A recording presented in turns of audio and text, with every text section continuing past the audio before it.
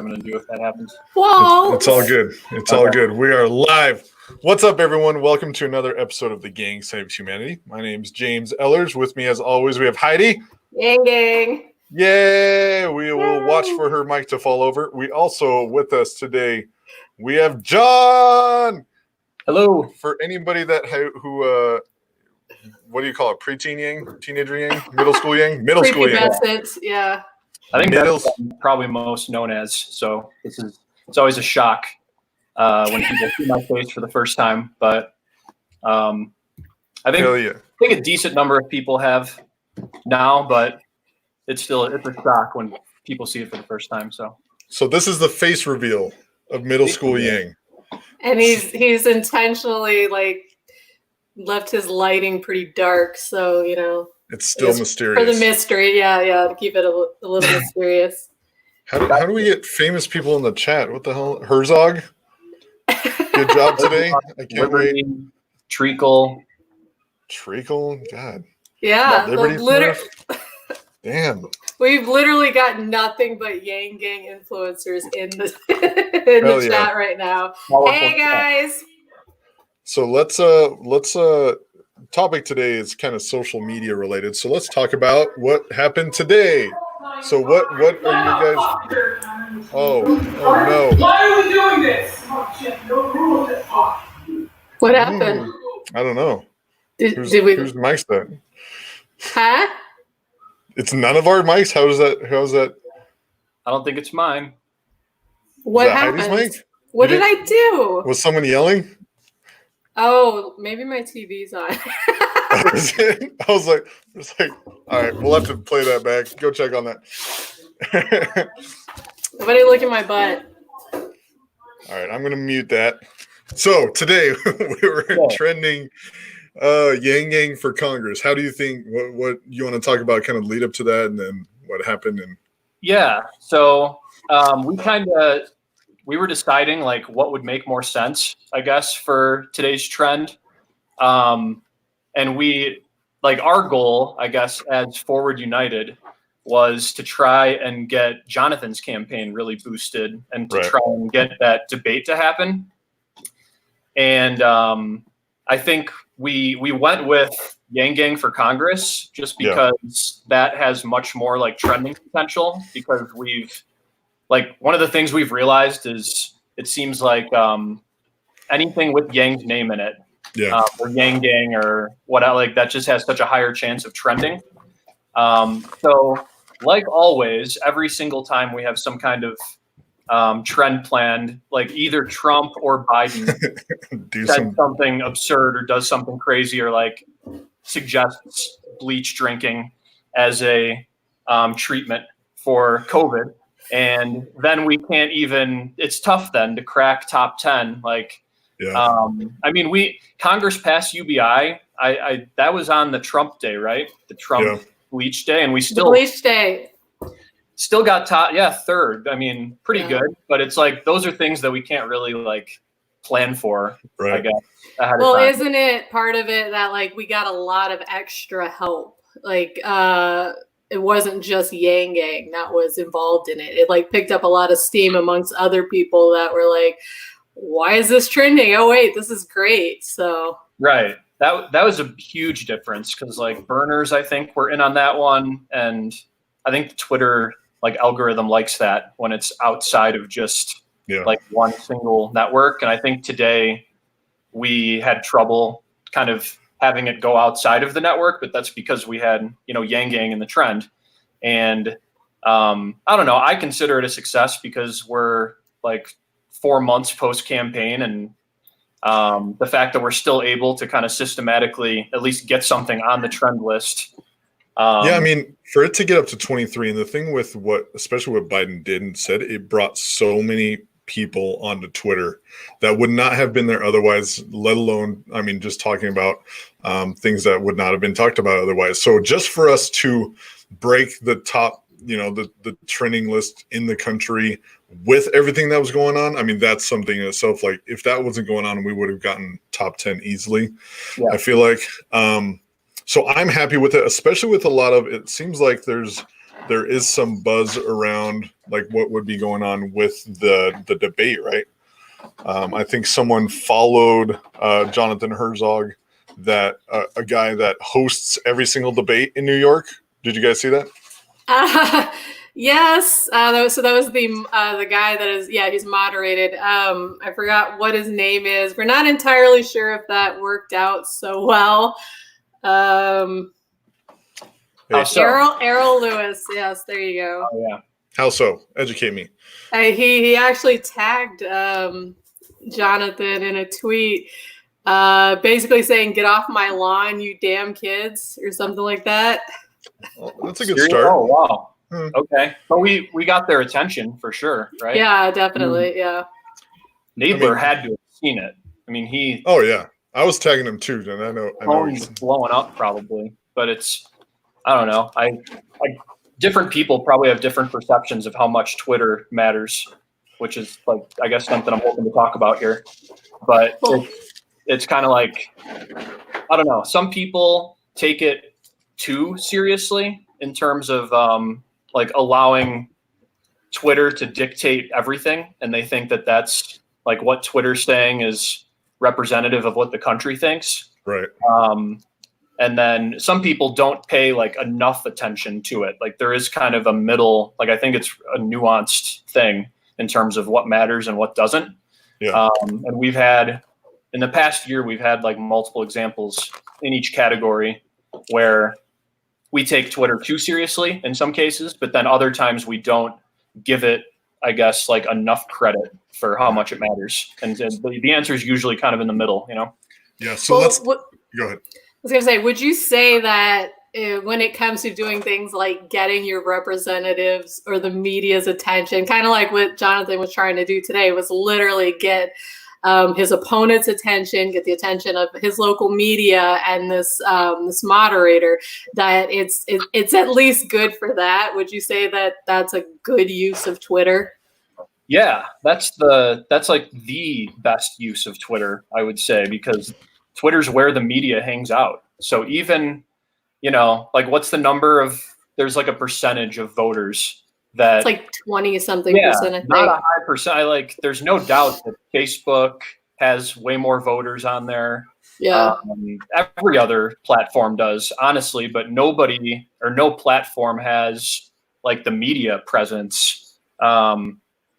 And like the extrapolation of stories, like when something's trending on Twitter, like the media usually picks up on that. So that's why in like saying Twitter isn't real life, I feel that's like a lot of people that follow me know that's kind of a pet peeve, because it's like, that's a simple take, because it can turn into real life quickly.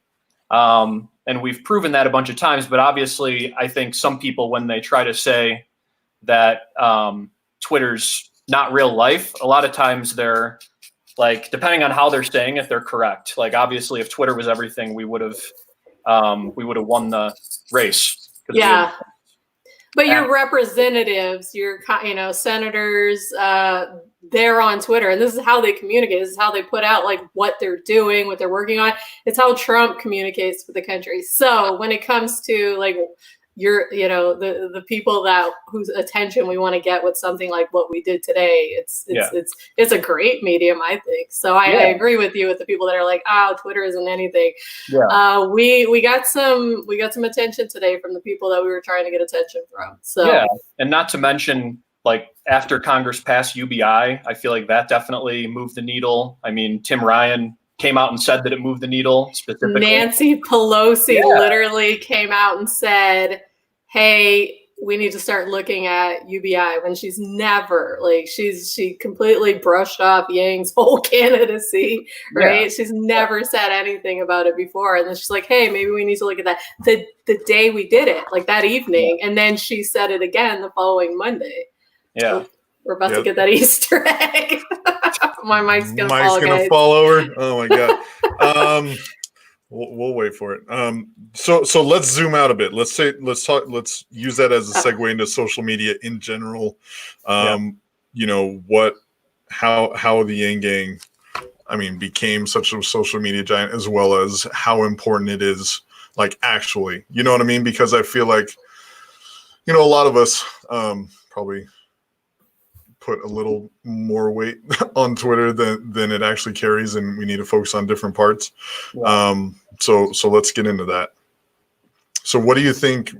Just give us your mentality on just social media in general and how we should be using it.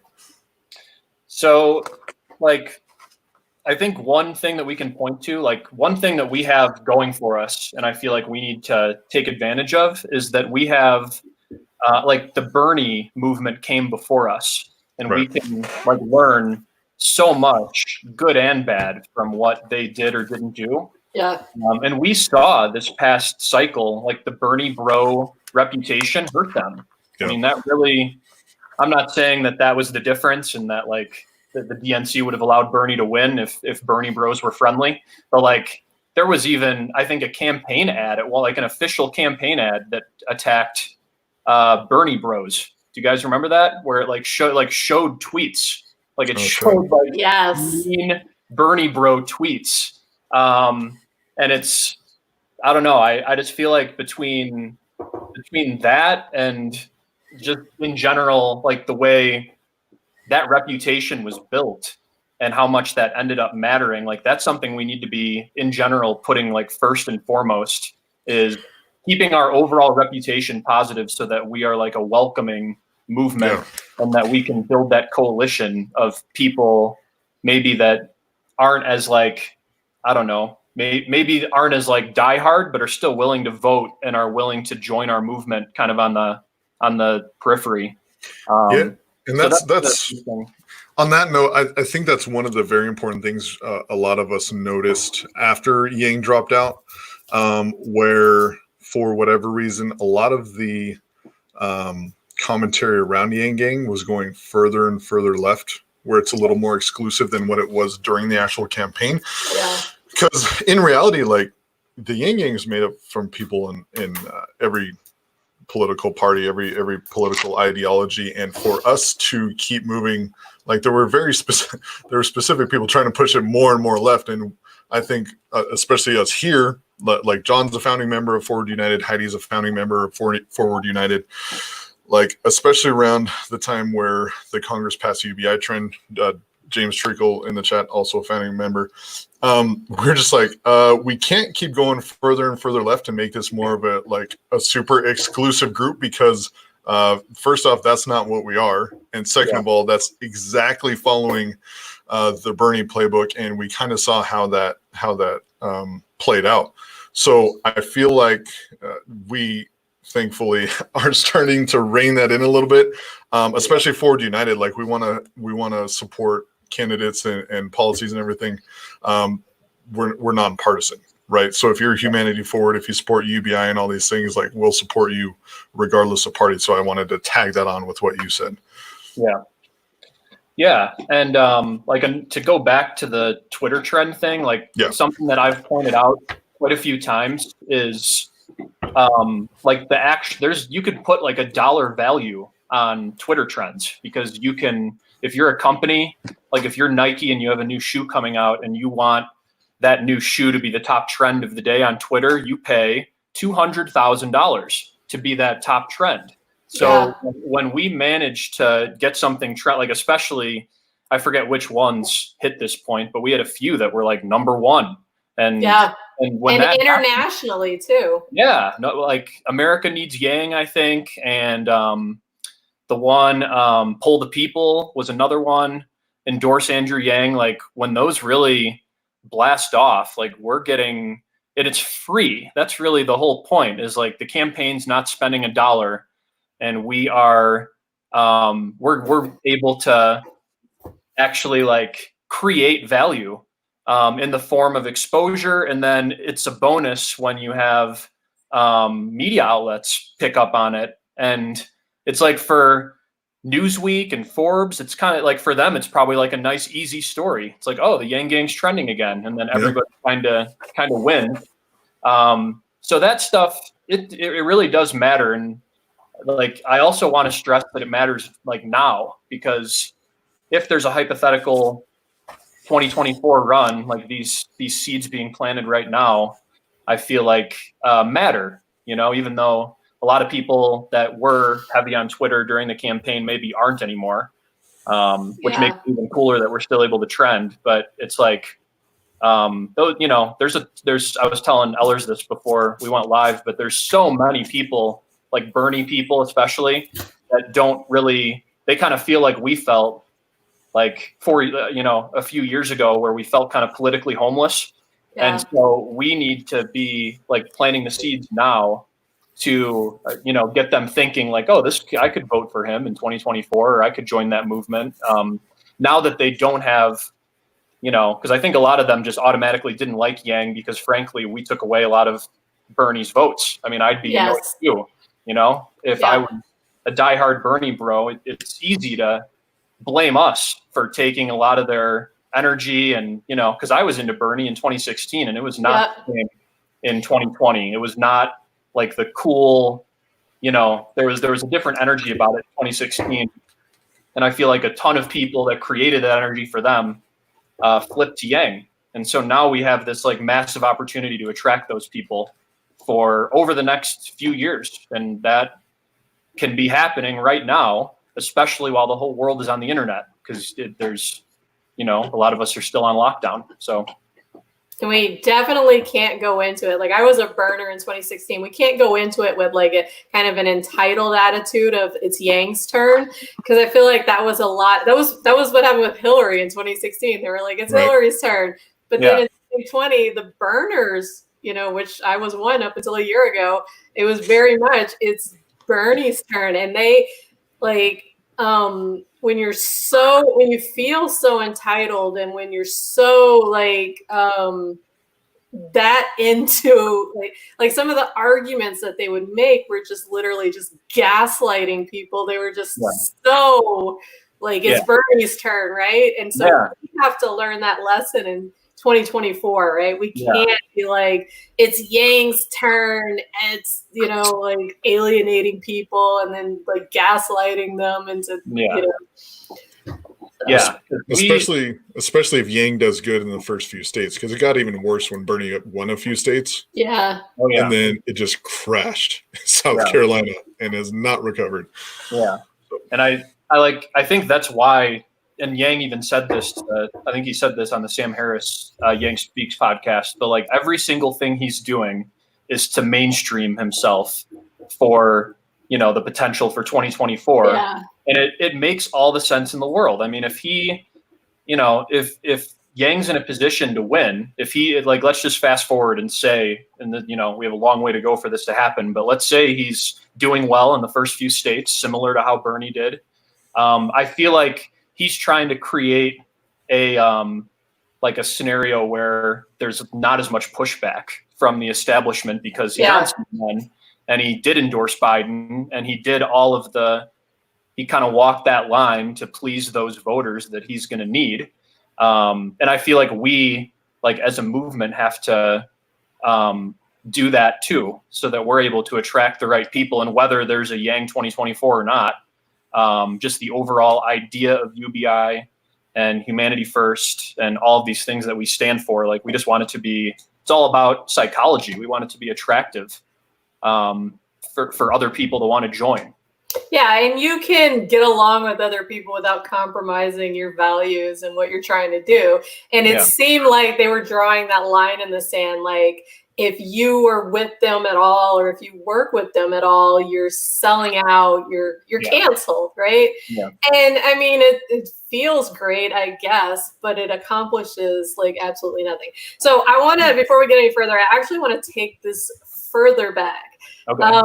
So the things like what we were doing, the Yang Gang became known as, the Yang Gang, good at the internet, Twitter trending. That's something that I don't think anyone's really honed in on before. So how did the Yang Gang do this? I know, John, you're like OG and you're part of Humanity for Yang. If you know this, how did they figure out their power? And just give us a story. I want to know how this all, because this was before my time. So how did this all happen, if you know? Yeah. So I'm almost positive the first time a Yang related thing trended was let Yang speak Okay. after debate number 1.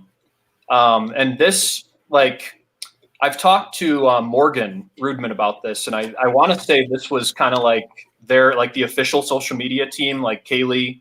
I want to say they may have kind of launched it. Like, it obviously wasn't as organized as we do things now. It was pretty spontaneous. Yeah. But on the night of debate 1, that was a dark night, because we had been like people who had been in since February when he was on Rogan.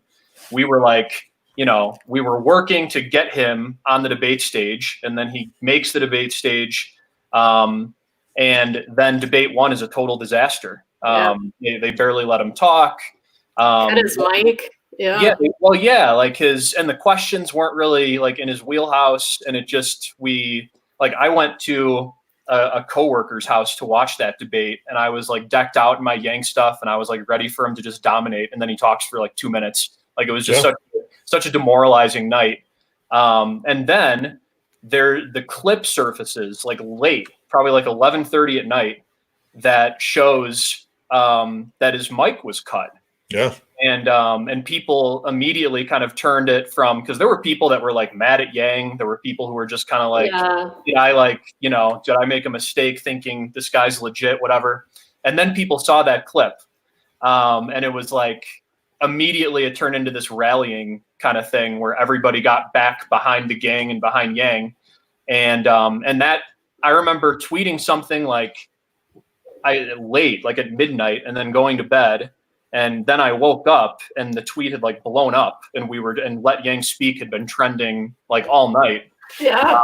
And that was just like, it was the first like feeling of it being kind of a rush, because trending, it's a rush when and there's as much value for that, I feel like, as anything, because it gets people fired up. And so that was kind of like the very beginning of it. And then I think it was like mid to late July, I get a DM from Joe Kenny. Remember that name? Joe Kenny, yeah.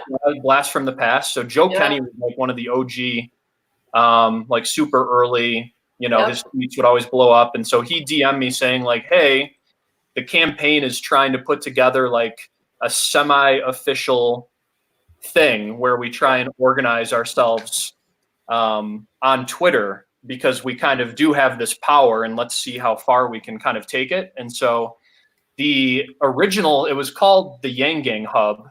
And then there was some things that happened, and we've since rebranded to Humanity for Yang, which is now run by Eddie and Eric. I think both of them are in the chat currently. Yeah, I'm sorry, guys. It was impromptu. I would have invited you all. You're all here. Yeah. We love you guys. Yes, we do. So, and we kind of like, we would have like a weekly Zoom call, and we started a group chat that still exists to this day, where we started planning, not just trends, but we would also like share. And this, over the summer, it was like hard to find like a blue checky tweet about Yang that was positive. It was like exciting. If like a random actor was like, hey, this guy is really making sense, like we would all excitedly boost that tweet, Yeah. And so really what we did, and what we still in some senses do to this day, is like we are kind of like organized human bots, sort of. Yes. Where we boost certain things. We try and make sure that certain tweets are seen by everybody, or as many people as possible. And so that's sort of how I guess it started, and it went from there. And there were a lot of things that made a big impact. I mean, something like Yang Media Blackout, that's still something that's like used often, and is kind of a big theme for us. And the other thing too that I want people to know is like how much time we spend like really thinking about what we try to trend, because we know like even let Yang speak, there were like some people who didn't like it because people thought that maybe it would make us sound whiny. Another one that we debated for a while was Yang was right, because it sounds really petty. And we we were going to do that at some point, and we decided against it. And then once Trump decided he was going to cut the checks, we're like, okay, now it's like, fuck it, he is right. Like, I don't think anybody. Yang saves democracy. Like, if we want to be like, and I feel like every time we've gone like the aggressive kind of route, it's kind of worked out, I feel like. And that's one advantage we have is we have such power on the internet that we can in some ways control narratives.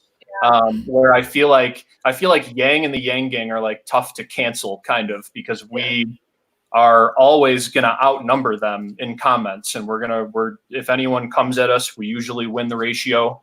And it's like that, I feel like, I don't know, that power's something that it's like tough to quantify, but it's there for sure. Yeah. And so I don't know, that's some of the stuff that we do. And also quick plug for Humanity for Yang. We're now like kind of expanding what we do. We want to help any candidate who considers themselves to be humanity forward and humanity first. And whether they've been part of the Yang Gang in the past or not, we want to boost really any organization, any person, any candidate that represents what we're all about. And so those are the things that Humanity for Yang does. And it's fun. I've already said this, but it's a rush. Like when we plan a trend and then it, ends up being used by, big accounts and it's one of the top trends of the day and it's something that we came up with. It's pretty neat, but it is something we're careful with because we don't want people to get the wrong impression. We don't want people to perceive it kind of the wrong way. And like I said, our reputation is important in terms of just are we a group that people want to be part of? Yeah. And so when we trend, we want it to kind of like appear like it's a cool thing to be part of, Well, what I want to say, one of my favorite parts of it is like Andrew himself doesn't even know how we do it. like no one in the campaign actually knows how to like organize or control or whatever the Yang Gang. Like Andrew himself will be like, "Hey guys, can you help me here?" But he doesn't know what we do. Yeah, it is new, right? Like I don't, and I'm like. During the campaign, I was thinking this. I'm like, there's like Bernie definitely had probably more people on Twitter, like easily more people than we have. But their trends would be kind of organic, and organic trends are great too. But like, I don't think they had some kind of like group chat operation where they were planning weeks in advance something that they were going to try and get going. So it is kind of a brand new thing. And it's been messy at times too. Like that was one thing, like when the Yang Gang Hub started, I remember even like, I think at first I was hesitant. Like I told Joe Kenny, I'm like, this is going to piss some people off. When we say like, here's what we are doing. Like we are deciding that we're trending this. It's like, that's going to rub some people the wrong way. Yeah. So it's like a tough balancing act where we want voices to be heard. We want the entire Yang Gang to feel like they're in on this.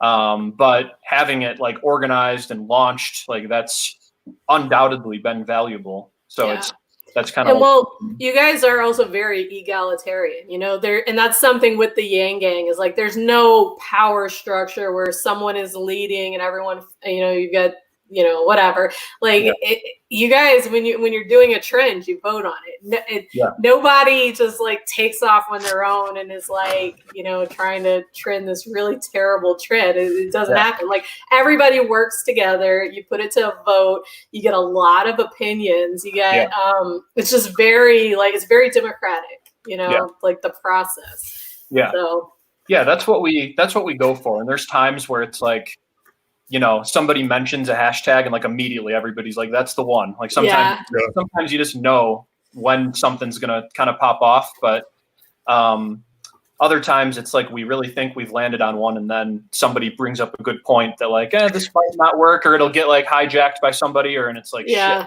like that one. But so that's kind of what we do. That's awesome. So My question is there a way like that we can figure out how to duplicate it across like Instagram and Facebook? Because I feel like Twitter, I don't want to say figure it out, but I feel like we do pretty well with Twitter, and then these other ones are kind of just there. Yeah. So what do you think we can do to kind of expand it? Yeah, that's for sure something that we have to do. And it's like Twitter is so unique. Like I feel like Twitter is the most like friendly to what we do in terms of organizing and pushing something. Like there's no equivalent to that on Facebook, but it's like, yeah, Treacle just said in the chat, it's vital. Like Facebook, we didn't have enough of a presence on Facebook. And there were some, one really good idea that I feel like we didn't do quite enough of was there's a Facebook group called Likes for Yang. And you share the link to your post in that group, and then, people in that group go and like your post. So then when your coworkers are scrolling their Twitter, their Facebook feed and see your post about Yang, it's got 65 likes and comments, and it just like, once again, it's all like mass psychology type stuff where it kind of like gets people thinking like, oh, there's a lot of people who are into this guy, or are into this movement, and maybe it's something I should get behind. Like that's just the way people's brains work. If they see these links that are blowing up, even if we systematically like kind of cheat to make it happen, who cares? That's kind of, it's a good strategy. So I would say that there was something somebody was doing toward the end of the campaign involving like groups. And I don't remember, like Adam, I think was his name. I forget what it was. And there might've been some controversy. Yeah. I don't remember, but it seemed like a cool idea. But yeah, I'm all about trying to expand on Facebook, because as far as I can tell, Facebook is just a dumpster fire of like Trump.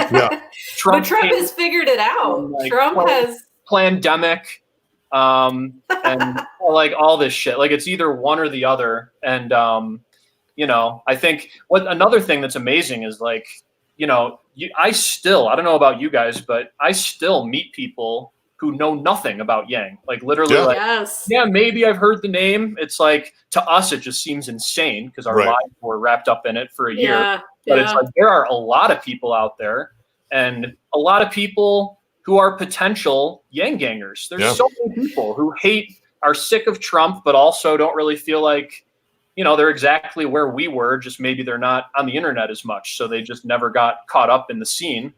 But it's like, we have such an opportunity to reach those people, and Facebook is where a lot of them are hanging out. That's definitely a focus of ours. Like James Treacle was just saying, Facebook is vital, and he's kind of heading up an effort because literally Trump has figured it out. They figured out the psychology of Facebook, like you were saying, and now we have to do that as well. We have to like dive into this dumpster fire of. I hate it. I can't even go on there for long enough. I can't to like. I get pissed off. I get in some arguments in a local group, and then I just leave.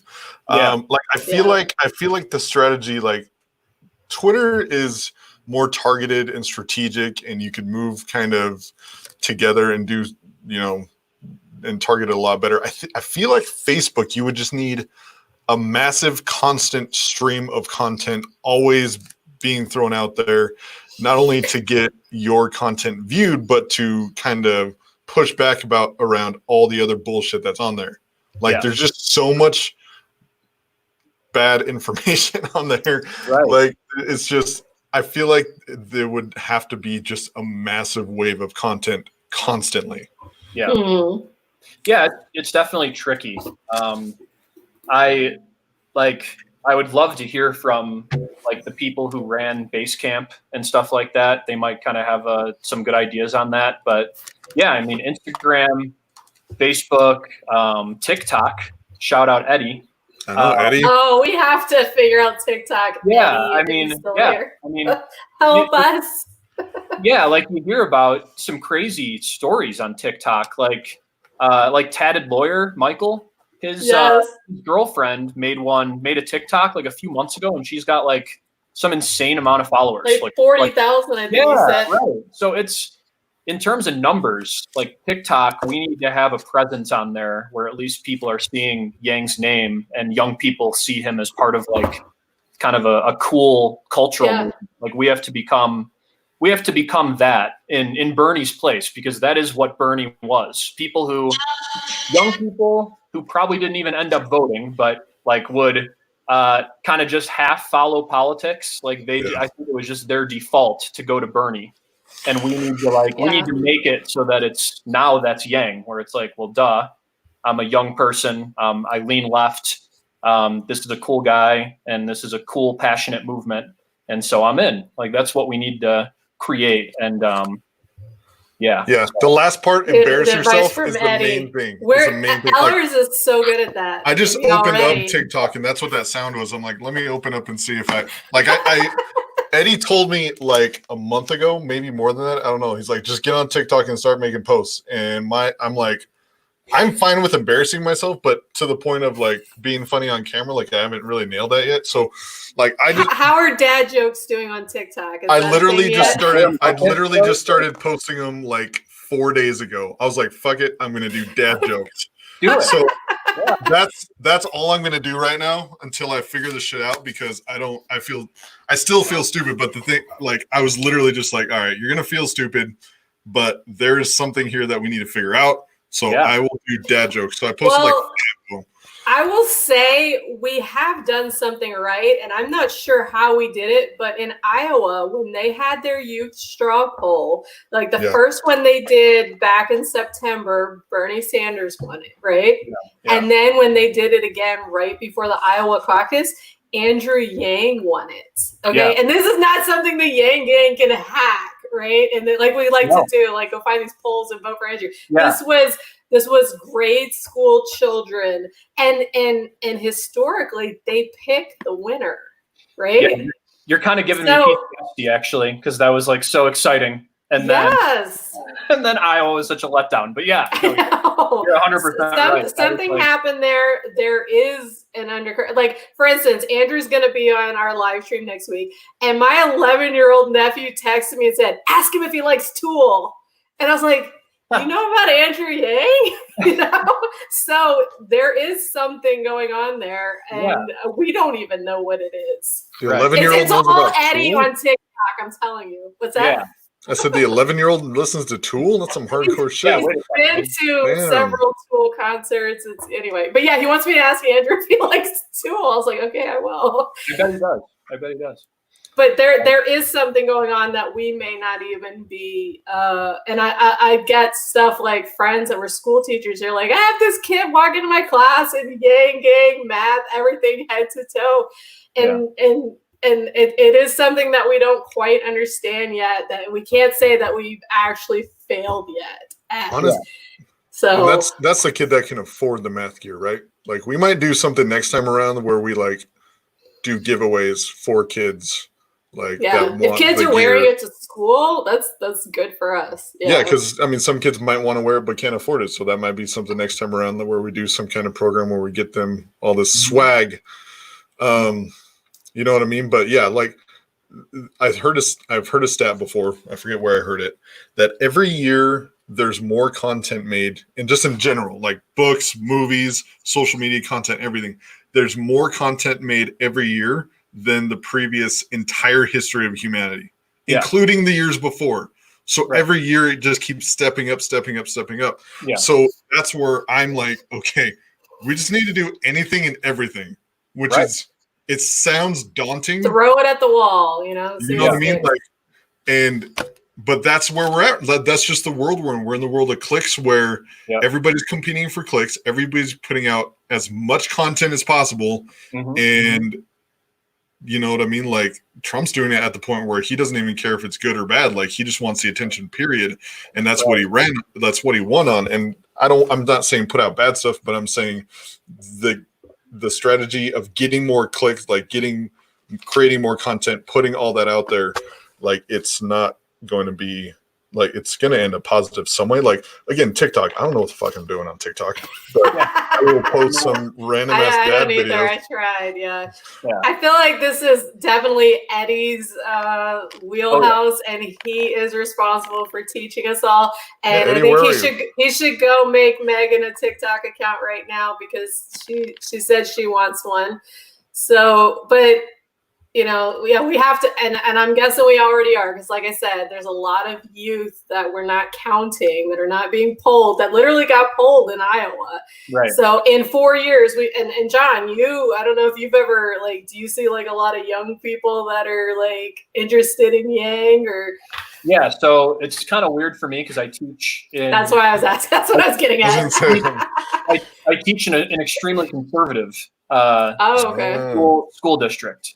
And so I think there's just a lot of Trump people and kids that come from Trump families.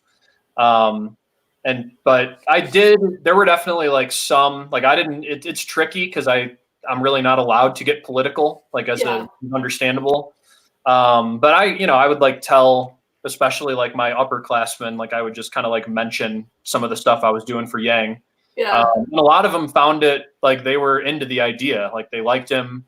There were a couple I met that were actual Yang Gang.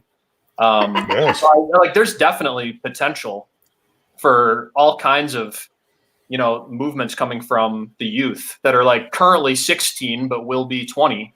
Yeah, and we don't know what they're doing. We're not Yeah. So it's, I don't know, back to what Ellers was saying, the whole just getting as much content out there as possible. That, I feel just the name of the game, and it's something that we should find to be an awesome opportunity, because that's our game. That's our thing, is the internet. That's one of our biggest, and another thing I don't want to forget to mention this is, there's a lot of, back to the argument of, social media and whether or not it's real life. The perfect social media campaign, honestly, is structured the way we did Congress pass UBI, where we not only did we get it to trend and we had the Forbes article and we got all of the internet things, but we had attached to it links to do things in real life. Yeah. So, write the letter campaign. And so that's when we really nail it. And that's what I feel we have to keep doing now, is we need to get things going, on the internet, but then also have it be something that could easily transition into a real life letter to a representative, or kind of try and hit both, go from URL to IRL, Yeah, and that's something, again, we're just figuring out. It's not there's a playbook somewhere. You know what I mean? That's all right, you should also do this. Writing it. We're writing it right now. And then the more we figure out and develop right now, and the more content we put up right now, it's going to make it's not going to make 2024 easy if he runs again, but it'll make it easier to the point where we're not I just searched for Andrew Yang gifs on Twitter today. Yeah. And there's just pages of Andrew Yang gifs on there. Yeah. And I remember in the beginning of the campaign, I would search it and there'd be 2, 3. Yeah. You know what I mean? I remember that. Yeah. And that's something where it's just we need that for everything, because it's even to the point where we need to also figure this out for 2020, because there's so much shit up for grabs right now, not up for grabs, but at stake in 2020. Yeah. I feel where we still need to be present and be making an impact, because there are so much fucking things so many things we need to influence right now. I know. So that's, it's so tricky right now, because we've got Yang himself telling us to vote for Biden. I ran a poll that had 1,500 votes, so a pretty solid sample of what Yang Gang is thinking, and I think 47% said that they plan to vote for Biden. He said recently, he's look, I they know what I'm doing, but the polling shows only 42% of them. Yeah. So he's even yeah, you ain't got the Yang Gang. No, I think he knows. I think honestly, he probably loves that about us, that we, because it shows that we do come from diverse backgrounds. Somebody who was a diehard Trumper in 2012 that now switched to Yang, like they're not going to go vote Biden now. Like it's not like all of a sudden they're thinking like a mainstream like party line Democrat. That's just not how it works. And there's people, and people in the chat are saying like, especially after today, what he said, like, and they're even like there's people, and I kind of go back and forth on this, but I totally understand where people are coming from when and a lot of Bernie people are in this boat too, where they think that like this sounds crazy, but a Trump win might actually be the path to like eventual big time change, like get a pendulum swing back, where I think people fear like a Biden win and then 8 years of like nothing, status quo. And then for sure a pendulum swing back to like Trump's son or some shit. Like who knows what'll be happening by then? But it's like I think there's people who are not. It's not just like a revenge vote. People who like Bernie people and Yang people who are like I'm gonna write in Yang or I'm gonna not go or whatever. It's just like no, like the idea of Biden winning. Like there's an argument to be made that it takes us in some ways further away. And I don't know. I think when Yang kind of gets me changing my mind on this sometimes, especially recently on the podcast, where he does sound like he means it when he says that he's working on having Joe Biden win. There's like, if I knew for a fact, and I think this is the case for like the entire Yang gang, if we all knew that no matter what, we're going to have like a clean slate 2024 race, then we would all, I feel, or a lot of people would be like, yeah, then I'd prefer Trump not to win. But I think people fear that like if Biden wins, then like what? So then it just like if Biden drops in 4 years, then it just goes to his VP. And like, how does that work? Like there's no question. Yeah. Well, and Trump was an answer to the kind of politics that we're saying, like, here's the answer to Trump, you know? Yeah. You had 4 years Trump was your warning bell, right? That he got elected. So you had 4 years to be like, holy shit, okay, we need to do something. We need to change something. Something is wrong that we elected Donald Trump. So here, let's have more of that. Yeah. Right? 4 years to unfuck yourselves, right? And we put up Joe Biden, right? I'm still mad how the fuck that happened. Like all you had to do is put like it's not. I don't know. I understand what Yang's doing. I understand that he has to. He can't just openly go against the Democratic nominee and that would kind of nuke his. He would. But. Yeah, people are nuts that don't understand the long game he's playing. Like, obviously, he has to support, first of all, because he said he would. Right. From day one, he said he would support the nominee, so that's what he's doing.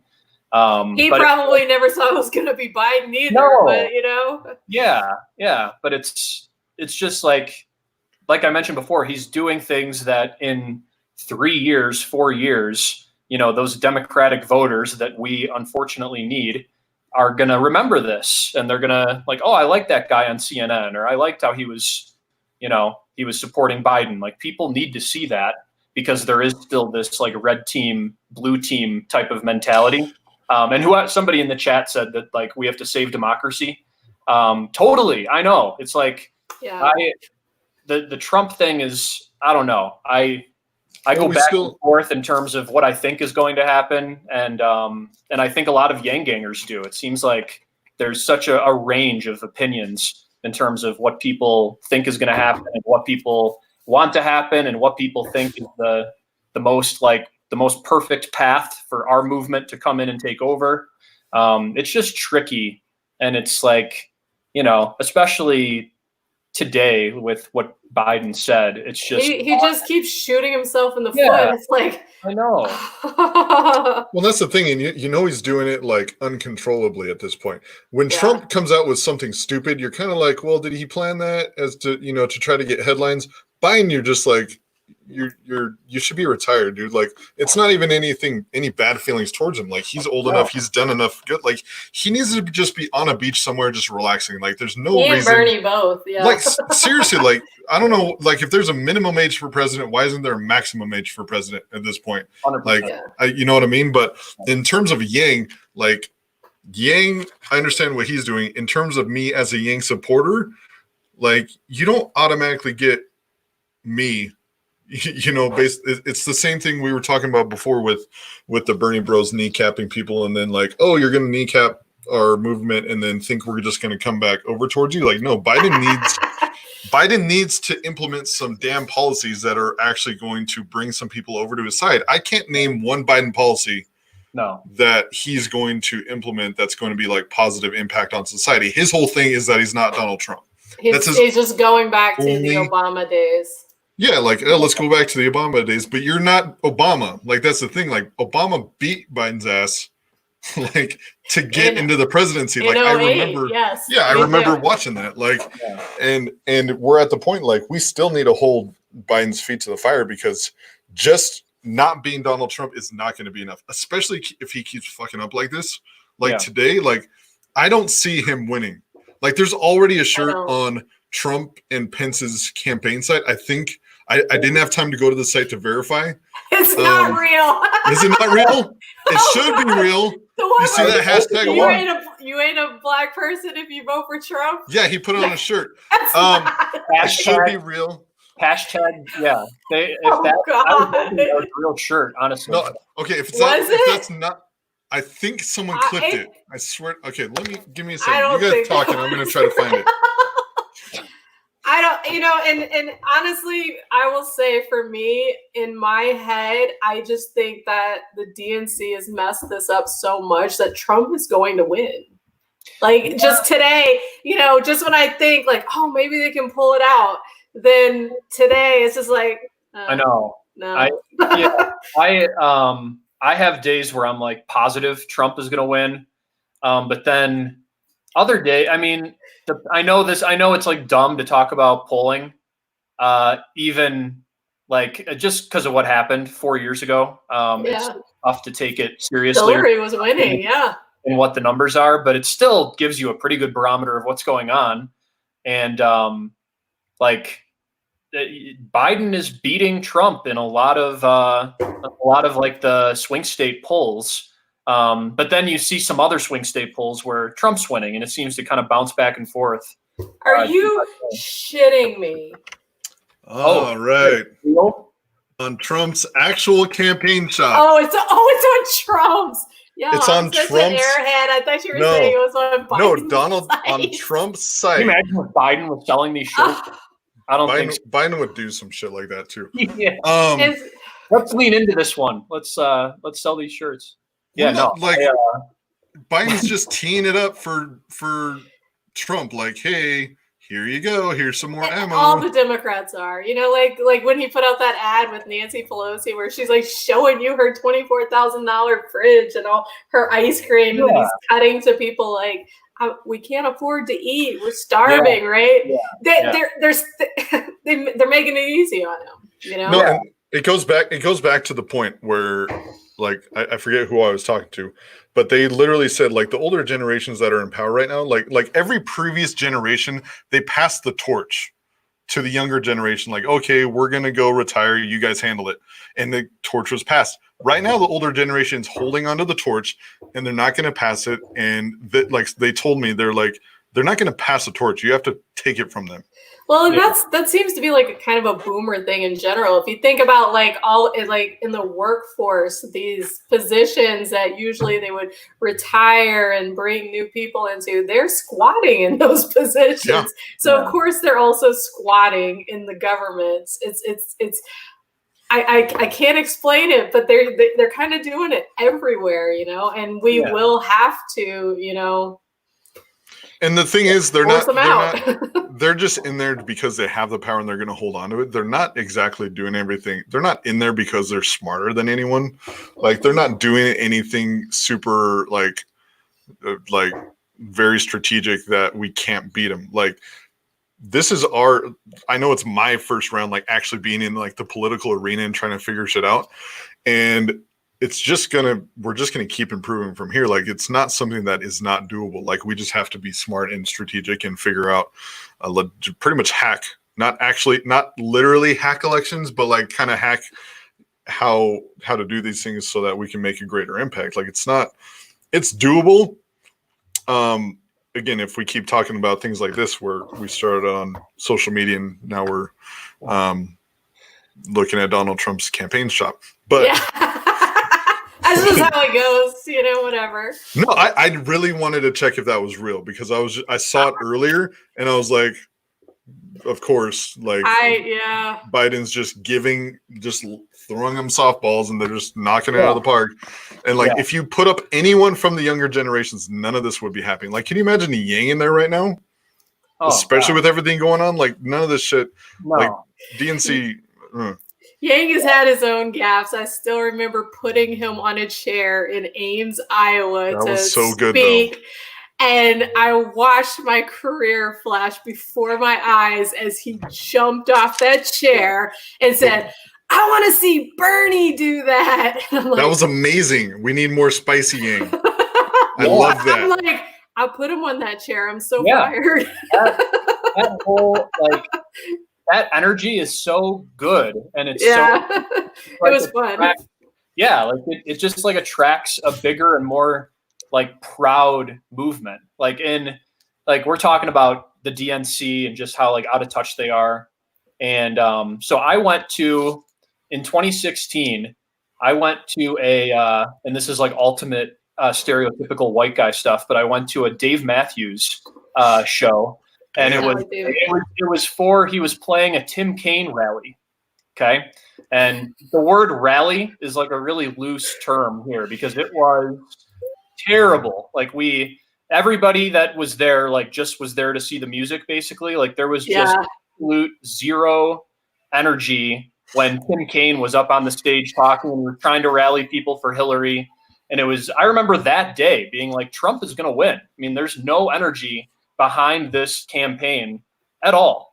And, people, like it's easy to forget because it seemed like Biden picked up steam so fast, like once South Carolina happened. Yeah. But it was so manufactured. I mean, bingo. Remember in like December and January when the different candidates were in Iowa, there was a video or a picture that came out of like one of the gatherings for Biden. There were like 4 people there. Like there's like the chairs. There were like remember that? Like there's in a tiny room. Yeah, I remember that. Right. And then I was there. Like we saw nothing for Biden. Like he just wasn't there. There was no presence. There was no supporters, Like he already has no like real enthusiasm besides the fact that he isn't Trump. And it's just a different thing when you have somebody like obviously Yang or more recently Bernie. Yeah.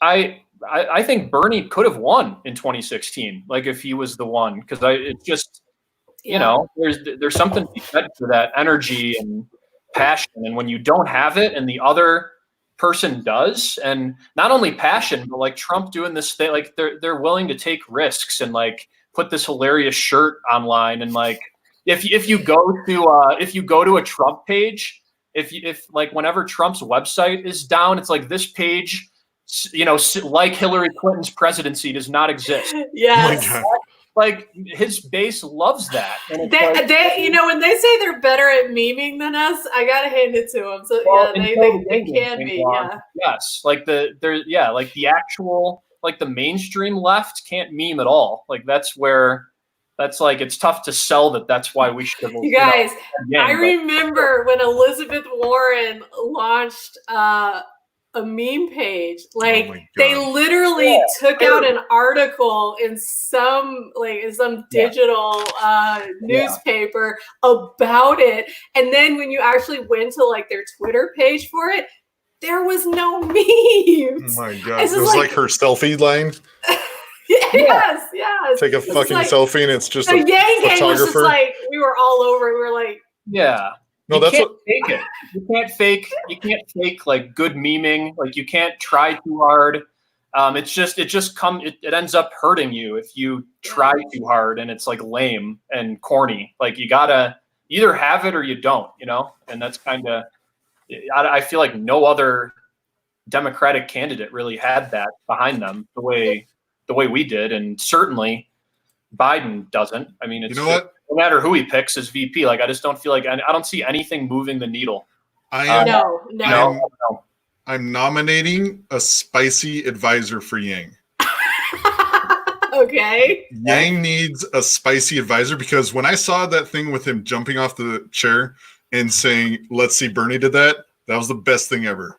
Because and he just did it, I think, because he was mad at me because I'm like, Andrew, don't bounce on the chair, because he was shaking on the chair, and then so he jumps off, and I'm just like, oh.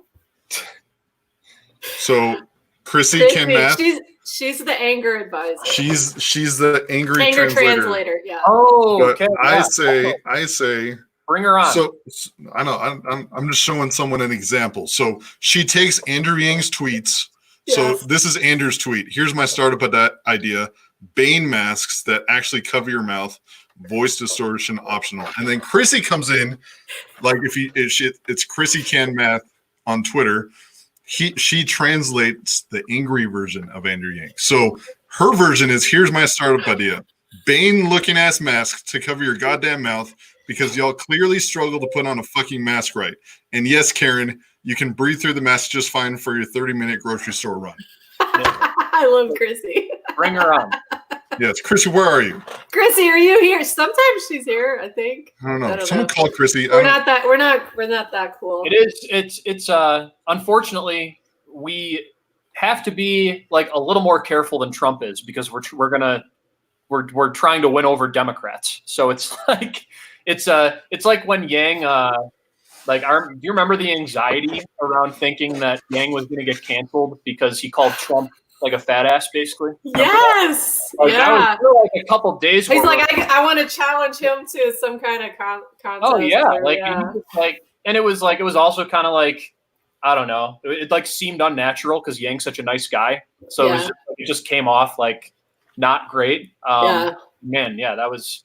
I remember we were like, okay, Daily Beast did a story about it. Like, hopefully that's it. But yeah, luckily that didn't ever really like take off. But it's just, unfortunately, we do have to, like, there were people in our movement mad about that. And so it's kind of, I don't have that was frustrating to me. It seemed like every other week that Yang was trying to cancel Andrew Yang, like. But I think that's a function of like how diverse we are, and how that leads to everything he says is gonna like piss off a small group of us. That tended to be what happened. It was like a tightrope he was constantly walking. But then everybody always came back. How many times would people leave and then come back? Yeah, that's true. But it's always, and it still is like every other. It feels like very often the Yang Gang themselves tries to cancel Andrew Yang. Yeah. And there's just so many of us that came over from like the Bernie camp, and there is kind of still, even, no matter what your politics, our environment, our political environment, and even our social environment is still very like cancel-y, right? Yeah.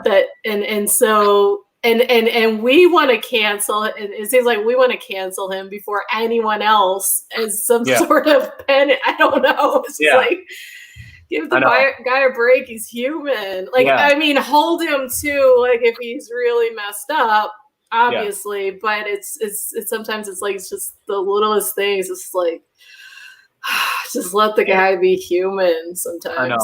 I know. And he, like, I think what we love so much about Yang is like the way he just talks off the cuff a lot of times, but that's gotten him into trouble. I mean, that's got the most recent example, like within like a week, there was the op-ed that got him into trouble. Yeah. Was the what was it? The tweet about like having the military voluntarily get coronavirus. Yeah, it's literally stream of consciousness stuff. Yeah, He just tweets it like you and I do. He just tweets it out, but he's Andrew Yang, Yeah. so it doesn't work like that.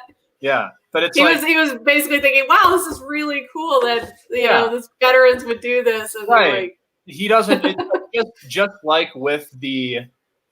Somebody tweeted this at me the other day and it was hilarious, but it was like Yang's biggest fault is like assuming people are going to be smart enough to understand what he's doing or saying. So like the Biden endorsement, perfect example.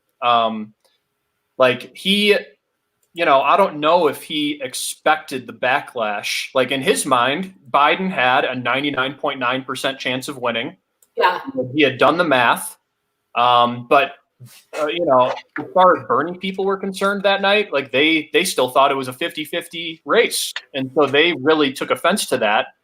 So that to me was like a miscalculation on Yang's part, where it's like, this will be fine. And then Bernie people were really pissed. And it's like, it's unfortunate because it's like they should be able to see why he's doing what he's doing.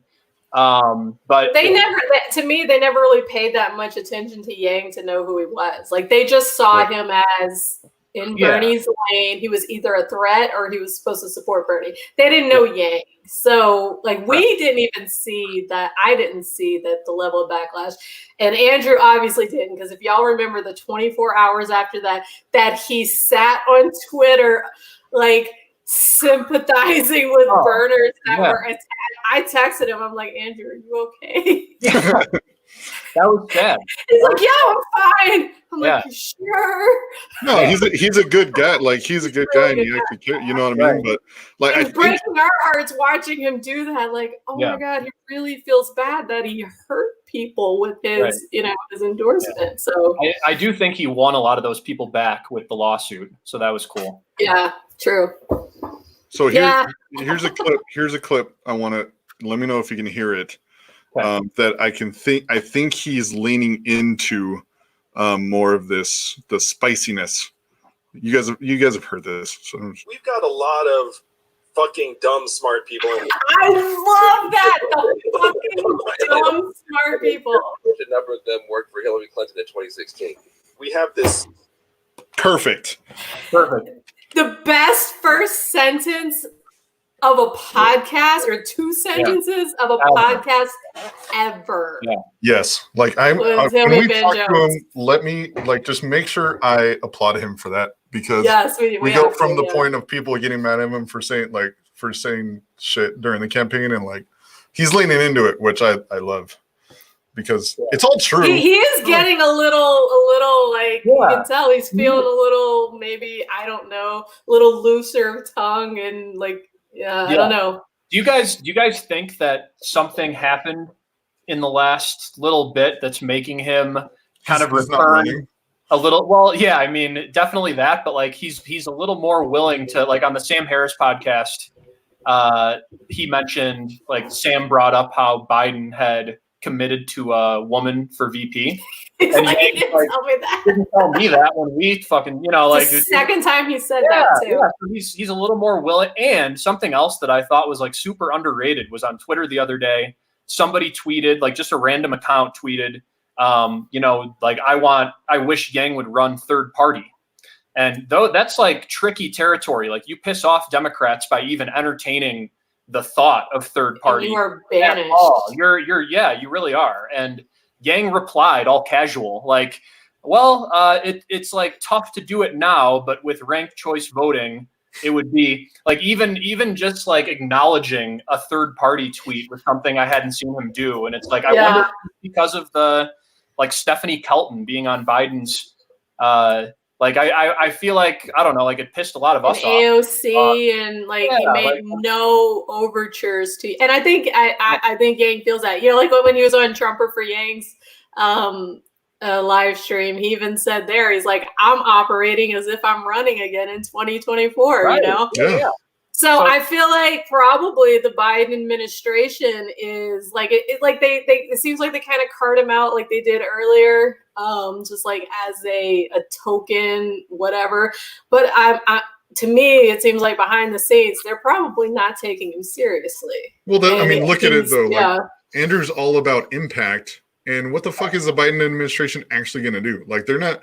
Their whole goal isn't impact. Their goal is to just get in there and not be Donald Trump. So, this is just me thinking out loud. But I mean, if he's looking at it like, where am I actually going to make more impact? He's probably looking at the Biden administration being like, yeah, I could be in there, but they're not really going to do shit. Let me do anything. Yeah. Or like, even, or if even it is a thing, it's probably not in a role that is even like significant or can do anything or moves any kind of needle. So yeah, he's operating as if he's running in 2024. Yeah, I mean, I bet it's so tricky for him. Like a good example was when Crystal Ball on the podcast kind of challenged him on the Biden thing a little bit, and she was like, do you really think that Joe Biden is gonna like make any kind of difference or is gonna do the things that you're hoping he does? And there was like a long pause kind of before Yang's answer. And it's almost like he was like, like he wanted to just be like, I fucking know, like, you're right.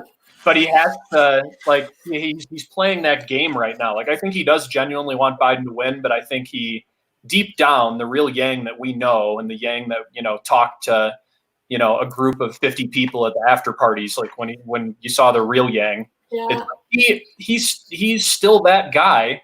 But he knows that if he's kind of all in on the Democratic Party, trying to reform the Democratic Party from the inside eventually. So you've got to do these things. You've got to say the right things and go on CNN and kind of be mainstream friendly and not push those limits. And it's like, I think to him it's probably frustrating, and to us listening, it's frustrating sometimes because it's like, I know that it's nobody in the Yang gang. It's tough to be passionate about Biden. It's more, plenty of people will vote for Biden, but it's only because they like people are saying, to save democracy. Like, fair enough. Even like Biden still needs to do more for that to even be the fucking tagline. Like, right. You're just gonna get in there and just be there. Yeah. And there was one comment Andrew made once on like a Biden tweet where he's like, the Yang gang could probably, or what was it about? It was something about Biden doesn't know how to use the internet. And he's over here like, maybe the Yang gang can like. Biden still needs to do some more shit for UBI before we do that. Yep. I'm like, boss, don't volunteer the Yang gang for this. No, I mean, he knows he can't. Like, none of us are going to be going like nuts on Twitter for Joe Biden until if Joe Biden was like, hey, Yang is in this high up position and we're going to do a lot of these, Yangian strategies, then we'd be all about it. I'm sure. Cool. Oh yeah. Him actually doing that. Well, no, that's exactly what I'm saying. Like, Andrew can't say it, but we can say this shit. Like, Biden, do some shit that we can get excited about and that you're going to improve our future, because otherwise you're just going to be in there. You're just there. You're not going to improve anything. Like, Yang has some awesome fucking ideas, and to ignore them says more about you that says a lot about you if you're just ignoring him. Yeah. Especially right now. The fuck, the pandemic. Like, sorry, I'm getting mad. Yeah.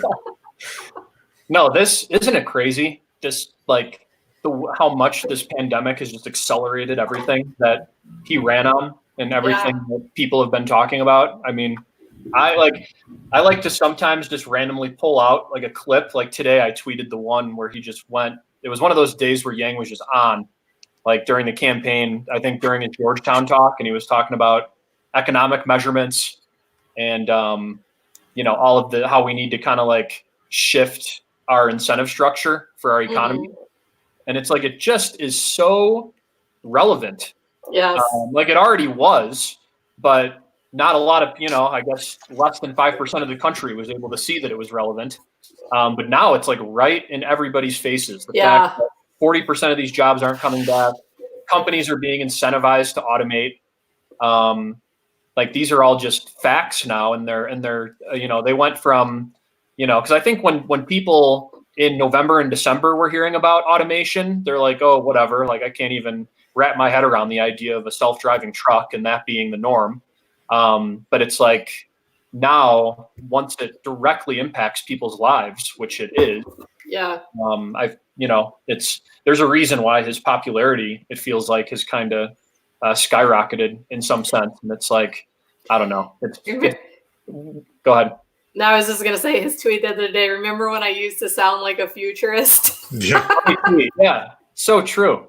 It's so true. And it's like, that's the other thing. Like, I'm guilty of being petty and trying to, like, it's like, I think George Tarr tweeted this a while back, saying that we are just like sitting on a pile of "I told you so."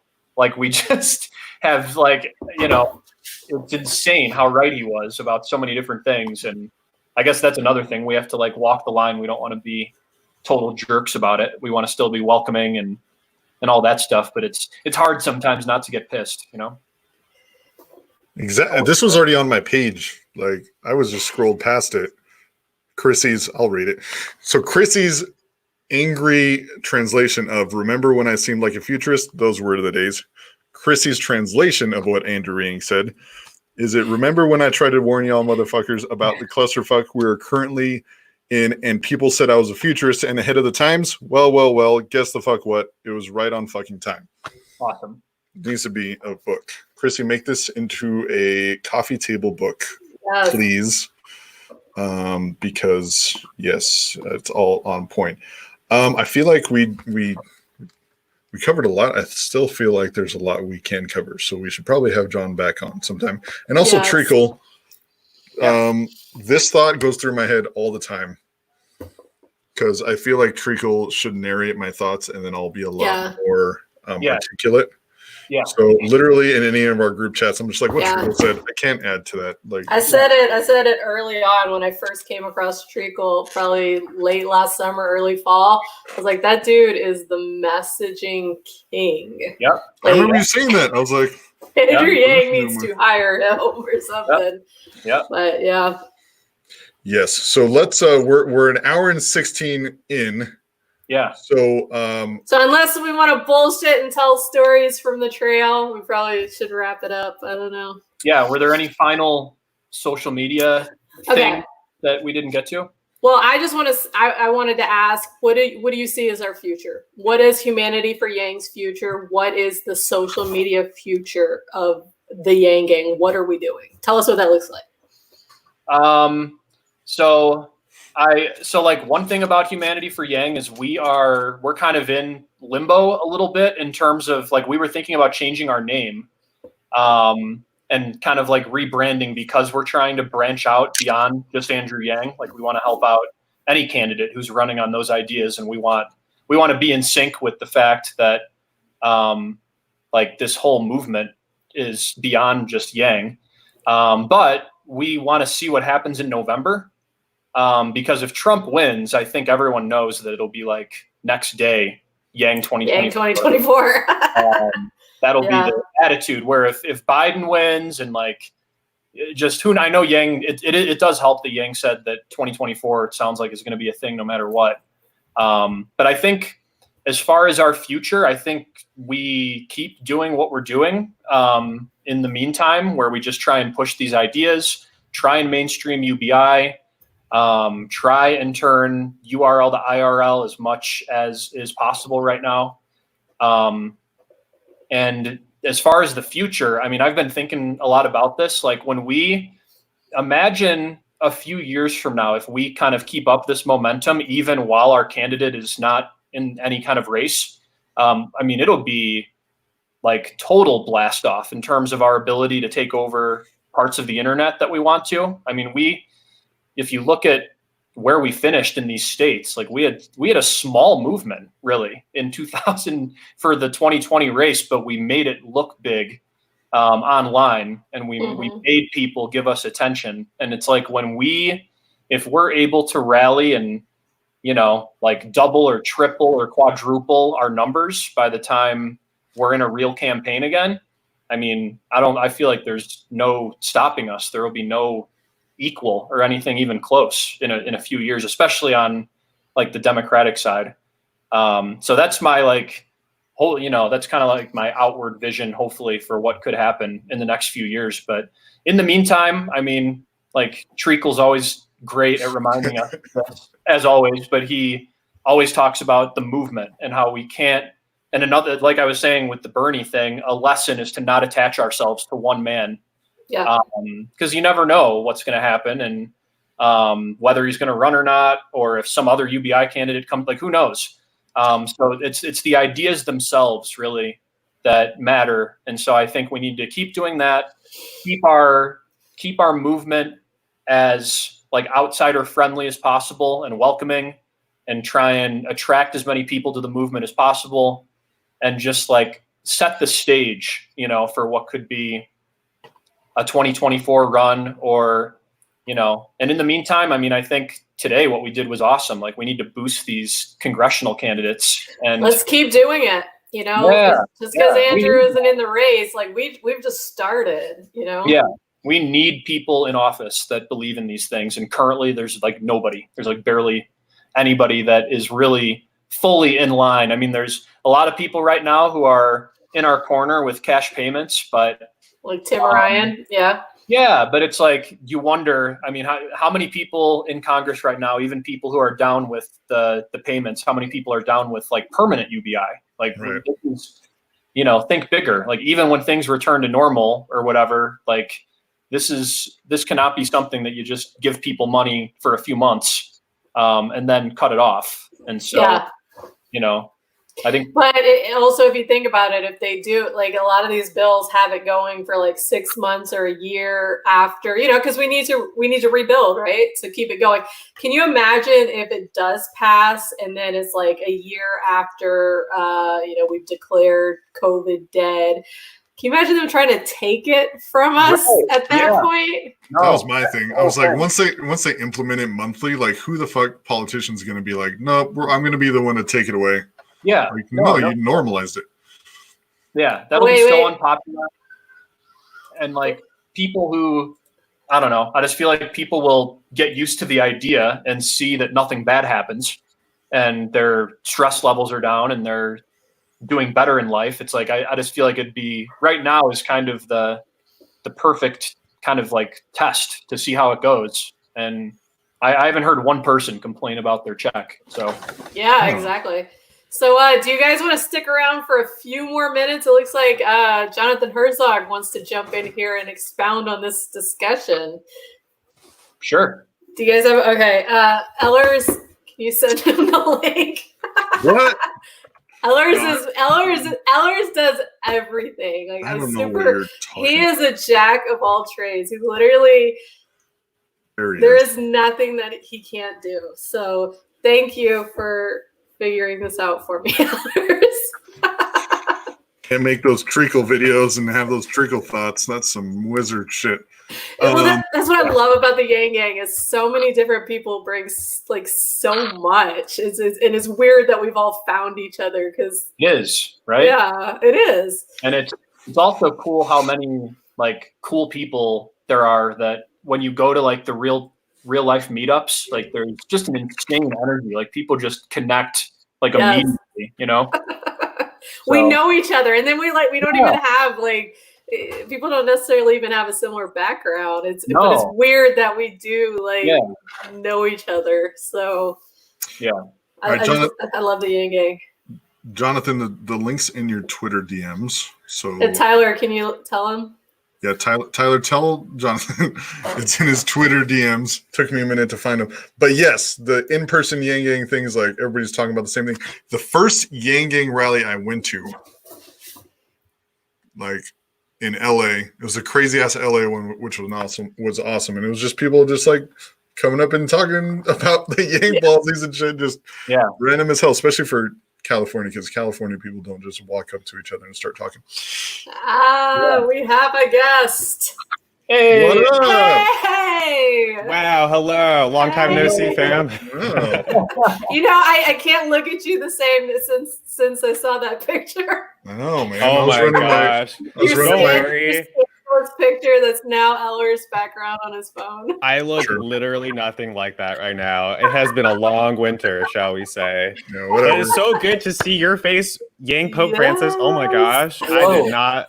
Like, wow. He slowly got more anonymous through the stream. Did you notice that? Yeah, He he used gets to like be all darker lit. and darker and I'm darker. trying to It's like, maintain- He walked away and turned down the light. I don't even know what that oh was. my god, I love Yeah, it. it didn't do much, right? Yeah, this is like, yeah, my one bedroom apartment is like a good selling point. I need like the freedom dividend so I can get some like lighting and Oh my god, same. get my shit together.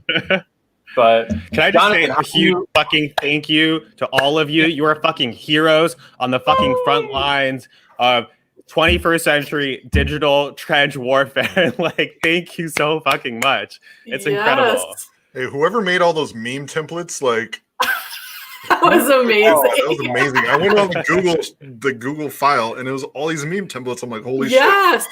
You know what? Last night I actually sat in that Google document and just watched people editing it, and like, Oh and I'm my like, gosh. I'm learning something here. You know, like you guys really, y'all organized, and it was impressive. Like the Yeah. part that you guys played was very impressive. I was like, I don't think we've ever really done that. No, I was like, wow, we missed out the whole. They filled a huge gap that we didn't. Where was the Herzog? What are you guys? The Herzog? Herzog mob. Yeah. Where were you guys? Now, I Herzog mean, mob.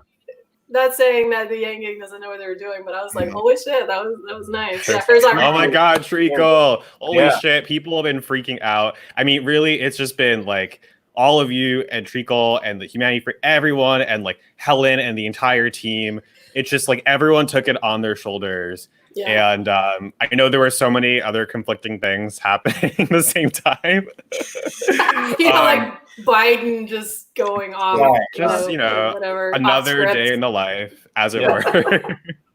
Jonathan, do you feel like progress was made today? Like you think we got their attention and it served somewhat of a purpose? I think there was definitely progress made. I'll say one of the best, or sometimes one of the best metrics. I think actually you all know this very well now, and I'm so glad you got to experience it for yourselves. But when you get the kind of, shall we say, Boylan experience, that's like a good signifier of like progress is being made. Yeah. because What did because she you have say? to I'm blocked. Oh, I mean, don't worry He's about blocked it. too. He doesn't know. I am too, but it's just a great proxy because that's what $1 million can buy you. Yeah. Yeah. And that's what's so incredible. So Errol Lewis did follow, unfollow, and so on. I mean, I'm just like, first off, always just so grateful and take none of this for granted. But like, I'm always like itching and eager to like keep going because I think the thing that I've internalized from every step of the Yang process is, and I know it's like a sore subject, but it's like, when they tell you like, don't worry, like we got this, like it's just not your time, like we'll like incorporate your ideas into our, big tent. It's just like, it's bullshit. Yeah. Let me tell you this with a great degree of certainty because we've now been in court for weeks Yeah. just to get Andrew Yang on the ballot. Ooh. And there's still people getting ballots that don't have any of the other presidential candidates on them. So like, I'm always like, I think we need to be fighting at like always like 10x, 100x, because we set a ceiling for our power that's much lower than it is. Yes. And that's why I love and am so inspired by you all in particular, because you really, I don't know how, and I would actually love to get a better understanding of this, like how you get the sense, how you know so well that like there's nobody in the wings and like we have to just operate and go. Like, Yes. yeah, I mean, I'm just so curious because I want to replicate and scale that. Like, that is the challenge of our time. Yeah, it's like, and even going back to like the actual Yang campaign, there were a lot of times where we were kind of stuck in between where it's like, should we just random grassroots people in group chats? Exactly. Should we try and go big with something? Or does the campaign have something in mind? And like, that's a whole. And other... let me yes. Go ahead. And Yeah. so let me confirm this to you. And like, I think Heidi, you were also on the campaign. Like, let me confirm this to you, lest there be any ambiguity. Just like Andrew always said, there's nobody in the wings. I've met presidents, I've met senators, I've met politicians. Ain't nobody like flying the plane. Same goes for the Yang campaign. Let me tell you. Okay, I'm glad we're allowed to say that. We've had these discussions. But like I was saying earlier, I was like, Andrew himself has no idea how the Yang gang has done what they've done. And I so appreciated you saying that, Heidi, because it's just the truth. Yeah, it's just the truth. Well, nobody expects him to know everything either. He's being carted around in front of cameras all day, every day. So how the hell is he supposed to catch up? That was his job. That was his job. That's what I'm saying. Go to appearance to appearance. But he's even still like, "Hey guys, can you help me with something?" Yeah, right. We're like, sure. There's, I don't think there's any secret that there was like some drama between grassroots and like actual campaign. and campaign, and like I tend to like defend Zach. When his name gets brought up a little bit, just because he was focused on other things. I mean, I think if there's one thing we can improve on for 2024, it's like everybody doing what they're good at and having the freedom to do those things and still being in some kind of communication with each other, so that when we have, like, even today was a good example. Like, if we had a perfectly timed Yang tweet when we were sitting at like 22 or 23, it's like that could have been the difference potentially. Yeah. Not to blame Andrew, obviously, but it's like if we had a perfect system where we had this like grassroots digital type strategy, but then also got buy-in from the Andrew with his 1.3 million followers and just everybody that could really make an impact on those things. And I think it's going back to just the whole social media discussion. It's like, we need more people to buy in to the fact that when we top 5 and when we get free media out of that, and when we can turn that into, URL to IRL, like that is impactful. There's value there. And I hope the communication is better, I guess, next time around. And it's funny to hear that like metaphor of nobody's flying the plane. That's everything in life as well. Or the campaign, which they did a lot of things well. I mean, there's no doubt about it. But it's I hope there's like definitely a system of communication where everything is optimized, because I feel like there were opportunities missed, Well, they literally, it kind of was a sudden thing where they came into this money and then they were like, holy shit, we're players here, right? And then trying to get into the game and run a traditional campaign, because I was there in Iowa when they were bringing in all of these politicos and all these people that were traditional. They work on campaigns but that was happening in December and January, Right. So it I can't get too mad at the campaign because they did what they could with what they had, and it was very late in the game when they actually became real players. So and also on like the flip side of things, like Heidi, we had, I mean, now they're hilarious memories, but at the time it was like sickening and terrifying when you would call me after hearing a rumor. I never did that, by the way, John. Sorry. He's breaking my NDA there. No, I'm just I never told him. I mean, there were like with the whole, because I think the campaign was right in their approach, where they cannot waste time on like petty drama on Twitter. Yes. But there were times where, like one time specifically, where there was a tweet from Alyssa Milano, and it was like just sitting right under a tweet from AOC for like 24 hours. And it was like a really damning tweet, like about just the Yang campaign and bro culture and how awful we were. And it was like, this could blow up. Like, this is something, Twitter isn't real life, but that line can get blurry. And then that did backfire when the whole like Alyssa Milano thing happened.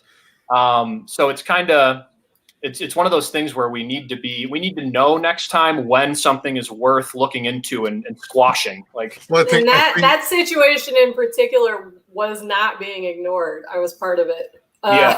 It was behind the scenes. It Yeah. was.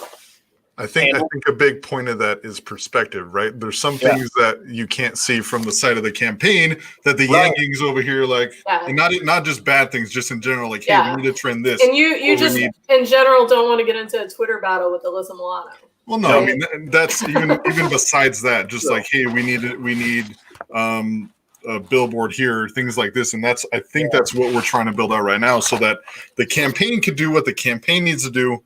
Yes. And then we have other mechanisms so that when we need to pull the trigger on some things, we don't have to wait for it to run up the ladder and back. Well, and I think the big thing and what Jonathan's trying to say, and we've discussed it before, is there's no adults in the room, right? Yeah. Stop deferring to the adults. They don't know what they're doing either, right? Stop deferring. Stop asking permission. Like the things that we have done has shocked everyone. And they're like, what's the friggin' Yang Gang doing over there? And it's because we didn't defer to an adult. We didn't ask permission. Like we worked amongst ourselves. Yang Gang has no clear like leaders or like there's no hierarchy. We work together and then we go do it. We don't ask anyone permission, and you learn that's how the world works. Everybody is flying by the seat of their pants. I've done a lot in my 38 years, and I've been in the military. I've worked in the government. That's how it is. Yeah. And the person that can cut through that, right, can see like, hey, nobody knows what the fuck is going on. Why are we all just like asking each other like, hey, what are you doing? Or should we do this, blah, blah, blah, and sees this is what we can do. This is what we should do, and then fucking do it. Just like what you guys did, Jonathan, with your court case, right? It was a huge outrage. Like the burners were so mad that they canceled the primary. And you guys are like, hey, you can do something about it, right? Yeah. No one was taking that logical step. And then once you guys did it, they joined. But it took you guys being the adults that are just like, hey, we don't fucking like this. We're going to sue in court over this, for other people to be like, oh shit, you can do something. And that's so Yang Gang. That's like what we do is we're like, okay, y'all can sit over here and bitch and moan and whine, and we see a path and we're going to go for it. So, rant, sorry. No, it's all good. Like that's right. The path we're trying to go. And we're going to keep doing these things and build out mechanisms so that when we see those paths, we get to hit them harder and faster. Jonathan, we were talking about kind of what the vision is for the path forward, and Tyler commented and said you guys were having a similar discussion. So what does the discussion look like from the Herzog mob? Wow. Okay. So there are a lot of components to it, and a lot going on. And I want to always, because we're so like forward oriented, like goal oriented, not get distracted, and but I do think like context and kind of situating everything in its context can be valuable. Yeah. I think that where to start? There's just so much. There's just so much. I'm just looking at Helen and Tyler over there. Oh my God, are they in the room? You guys could get on the camera if you want. What the hell? I would like to meet You don't have to feed them lines. Yeah, come in. Helen, I will reply to your DM when I'm off. I saw it. Your earbuds. Oh, we need to take out the earbuds. So when you guys are arranging that, again, I feel like we're just. Hi, there Hey, everybody! Awesome. It was awesome today. You guys were killing it. Everybody's killing it. You guys killed it too. Like I said, I was very impressed with your operation. I was just like, oh wow. And then when I got on the Zoom call, Jonathan's like, Heidi's the expert. I'm like, no, I'm not. You are. You guys have, and you guys really put together, like it was very organized, and I freaking loved it. So you guys killed it. And I'm glad we were able to help and to be a part of it, because this is like what you guys are doing is really important. So thank you, and thank you for letting us be a part of it. The Yang Gang has to stick together. Yeah. Yeah, we have to course. work together, stick together. I might We say have to something do it, crazy. yeah. Helen might shoot me. Uh-oh. Yes, Don't. that's I what wanna we give need. So I want to give some context. The way we met in December of last year when we were all kind of roped into being delegates for Yang in New York. Yeah. And like a couple of days before, we're supposed to get 40,000 signatures to get him on the ballot. I like texted Helen and I was like, hey, like, so there's no plan. So want to meet up and like try to figure out a plan? Because like ain't nobody like figuring out how to get Yang on the ballot. Even though there's like a supposed team or people, and we're like, okay, now there's so much, but I'll try to keep it concise. Anyway, so we come together in this like same chair, same table, we just put up like events. We're like, okay, we don't know where to go in New York City in the dead of winter in like the end of December. So we put up an event in Battery Park City, an event in Midtown, Uptown. We're like, everywhere. We don't know where to go, how this works, what is a delegate, what are signatures, what is a ballot, like what the fuck is all.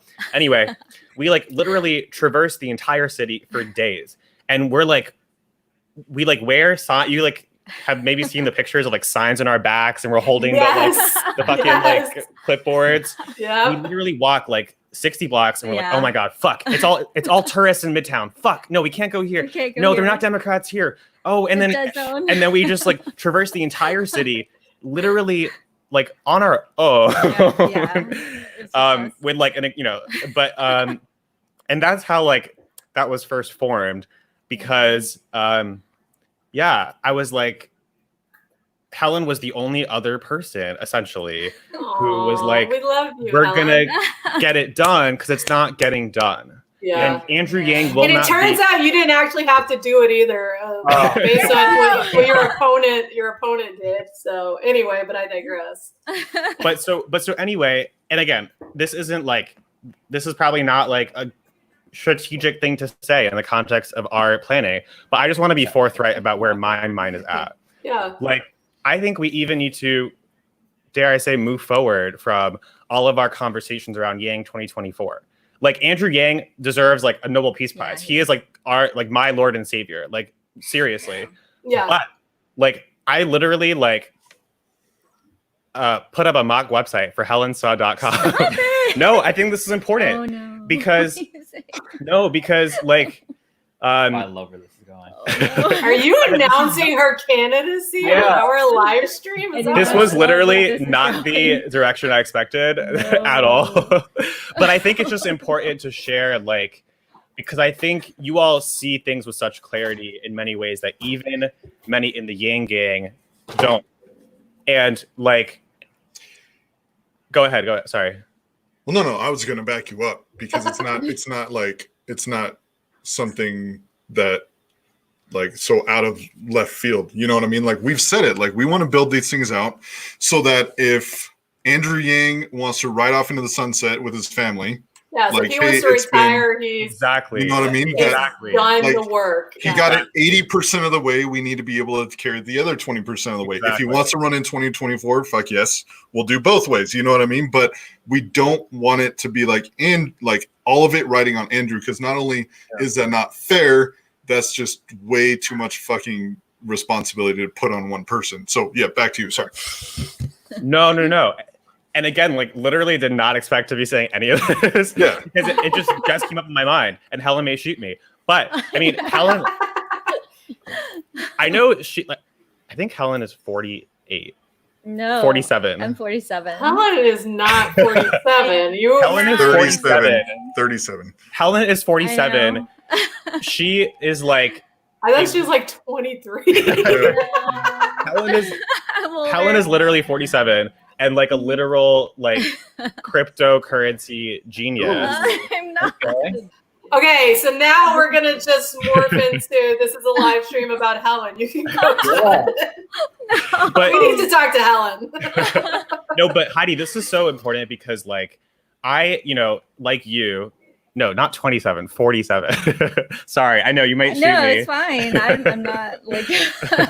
I'm cool. But the reason this is important, Heidi and fam, is because like, you know, we all had our experiences and like in and out of the Yang campaign and whatnot. And like, I like really just like shared all with Helen, right? Like everything. And like, she was the first person I met who like wanted to reach further than me, who wanted to go even bigger.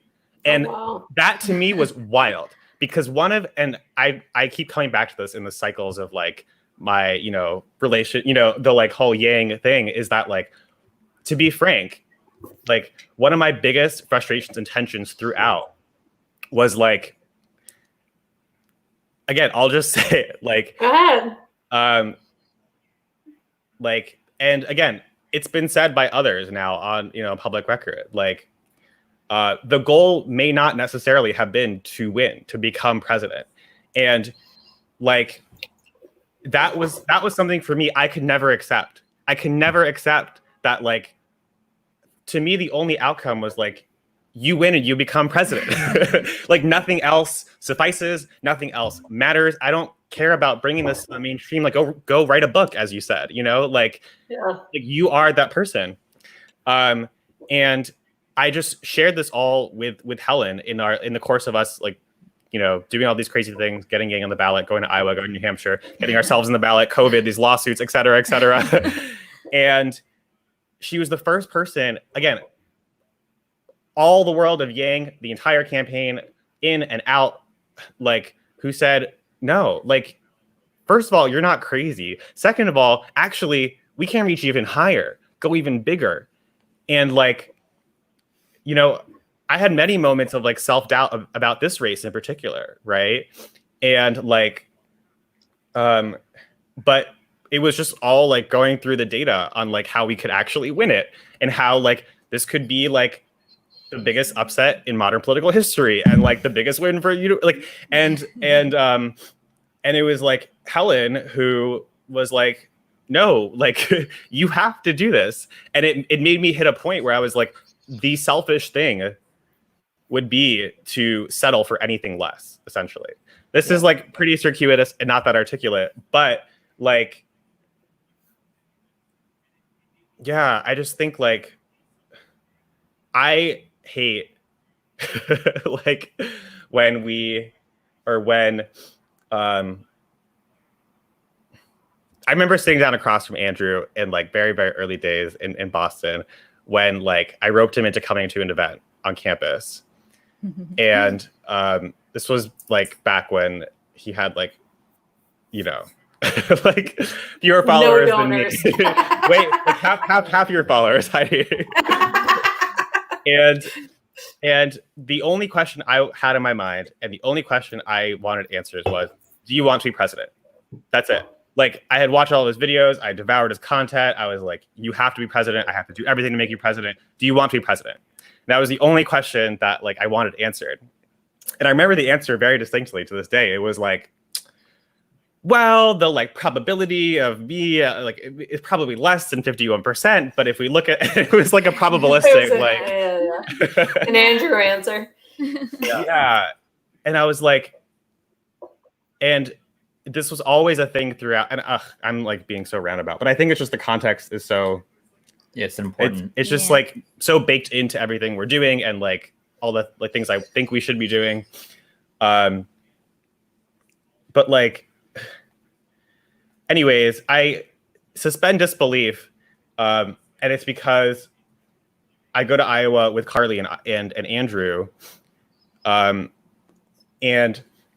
I like do all this crazy shit. I like tell him to like do. I like tell him to do these like theatrical exercises and like yell at him. I'm not sure if I told you guys this already, but like, and you didn't. Oh, okay. So basically, okay, so this is coming out of left field. So we're in like a fucking like Days Inn over the highway in Iowa, and this is like October 2018, and it's just Carly and me and him, and I was like basically just had him do all these like vocalizations and like presence exercises and like all these things, like sat him down in the bed across from me, and I was like, why are you running for president? He gave and I just like drill like, And then I had this like very, very, very long discussion with like Carly that night. And ultimately like left and dropped everything and went. But like even in the campaign, I remember, because my singular obsession was like, our base is the IDW, our base is the intellectual dark web, Sam Harris et al. And like, even in my conversations in the campaign, I was like, I don't care what you think about me. I just need this guy to be president. I really don't care. Like, I know I'm a pain in the ass. I'm an asshole, this outsider, nobody, nothing. But like, you need to understand this guy needs to be president and this is our base. And we would have these conversations and I would hear things like, oh, like, you know, Sam Harris, etc. Like, that's kind of been tried, or like, you know, like that's like, you know, we've kind of hit the ceiling there, let's say. And I was like, no, absolutely not. Like, again, like, I'm sorry, but this is it. Like, he's our guy and we have to do it. All right, I'm going to stop. But the point is, I think we need to be trending at #1 every single day for the next 3 days and force the first 3 televised debates in the history of the district and oust the 30-year incumbent and have Yang Gang go to fucking Congress, because there is no ceiling unless we impose one. And I've seen ceilings imposed time and time again, and it kills me. It kills me. Yeah. Because like everything in politics and power and life is timing. And like, I'll be frank, like the time for Yang was 2020. And like, I know that's like a freighted like thing to say and everything, but like there's like these narrow pockets of opportunity that just don't, like, things don't converge in the way they do. Like, it just doesn't happen. You don't go from 0 to 1. You don't go from nothing to everything. And it's like, that's just my constant sense of like, we always set our ceiling too low. Yeah. Anyway, I'll shut up for a second. No, it was no, good. we Like, were on this journey with you. Come on, dude. There's like so much more. I would love to talk about. Anyway, it's like 11 p.m. and I've been hijacking everything. So.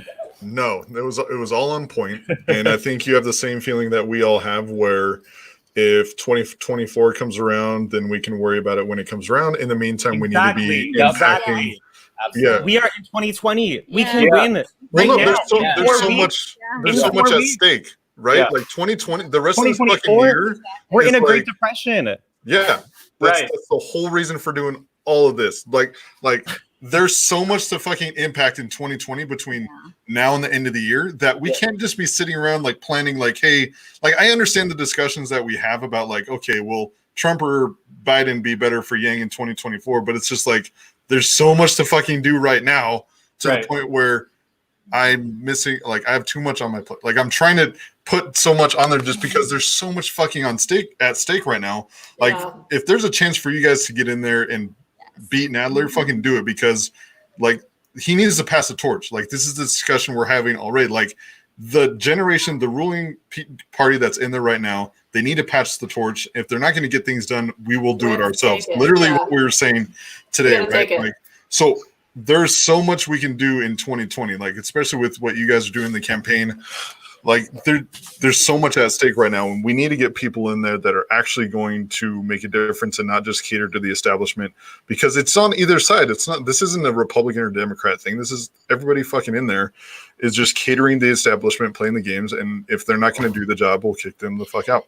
And there are no rules. Like they're literally just they're doing their thing and hoping we don't notice, we don't like interrupt their little thing. But it's so easy to do. It is so easy to interrupt their thing.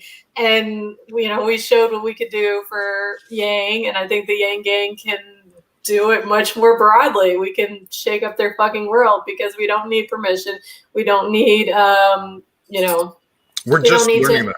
Yeah, well, we definitely learned that during 2020. Like we're just getting started. Like this is the thing. Like everybody's just realizing the fucking potential of how much we can actually impact. And I think a lot of people like were down after Yang dropped out and everything. So we're getting back reactivated and saying, hey, we can actually impact a fucking lot right now.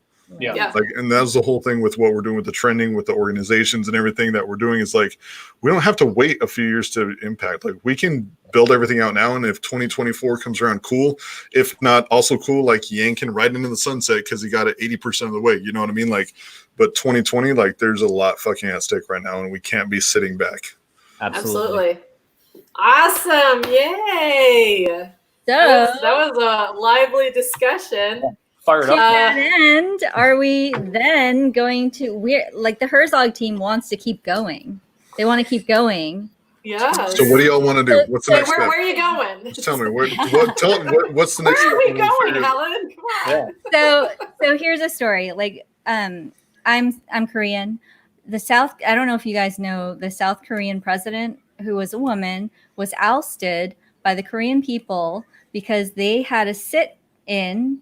They sat on the streets, like every family, grandmothers, children, the entire family would go and sit on the streets in Seoul every single day until they kicked the president out. And that's what they did. They had candles, they sang, they just did it every day. And then they kicked him, This was like shortly after Trump got elected too. It was like, so what's everyone our was like, version of hey, that? South Korea, how'd you do that? So- Asking for a friend. So keep going with that thought. What's the next? So what's our version of that? Persistence. Persistence pays. We have to keep going.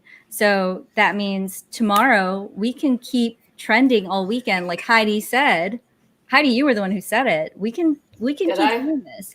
Like if we do it every day, it's not going to be a Biden day every day. It's not going to be like, you know what I mean, hijacked by some other thing every single day. So is it something we can trend even higher? But even today we had a win. Yeah. Today's win was he responded.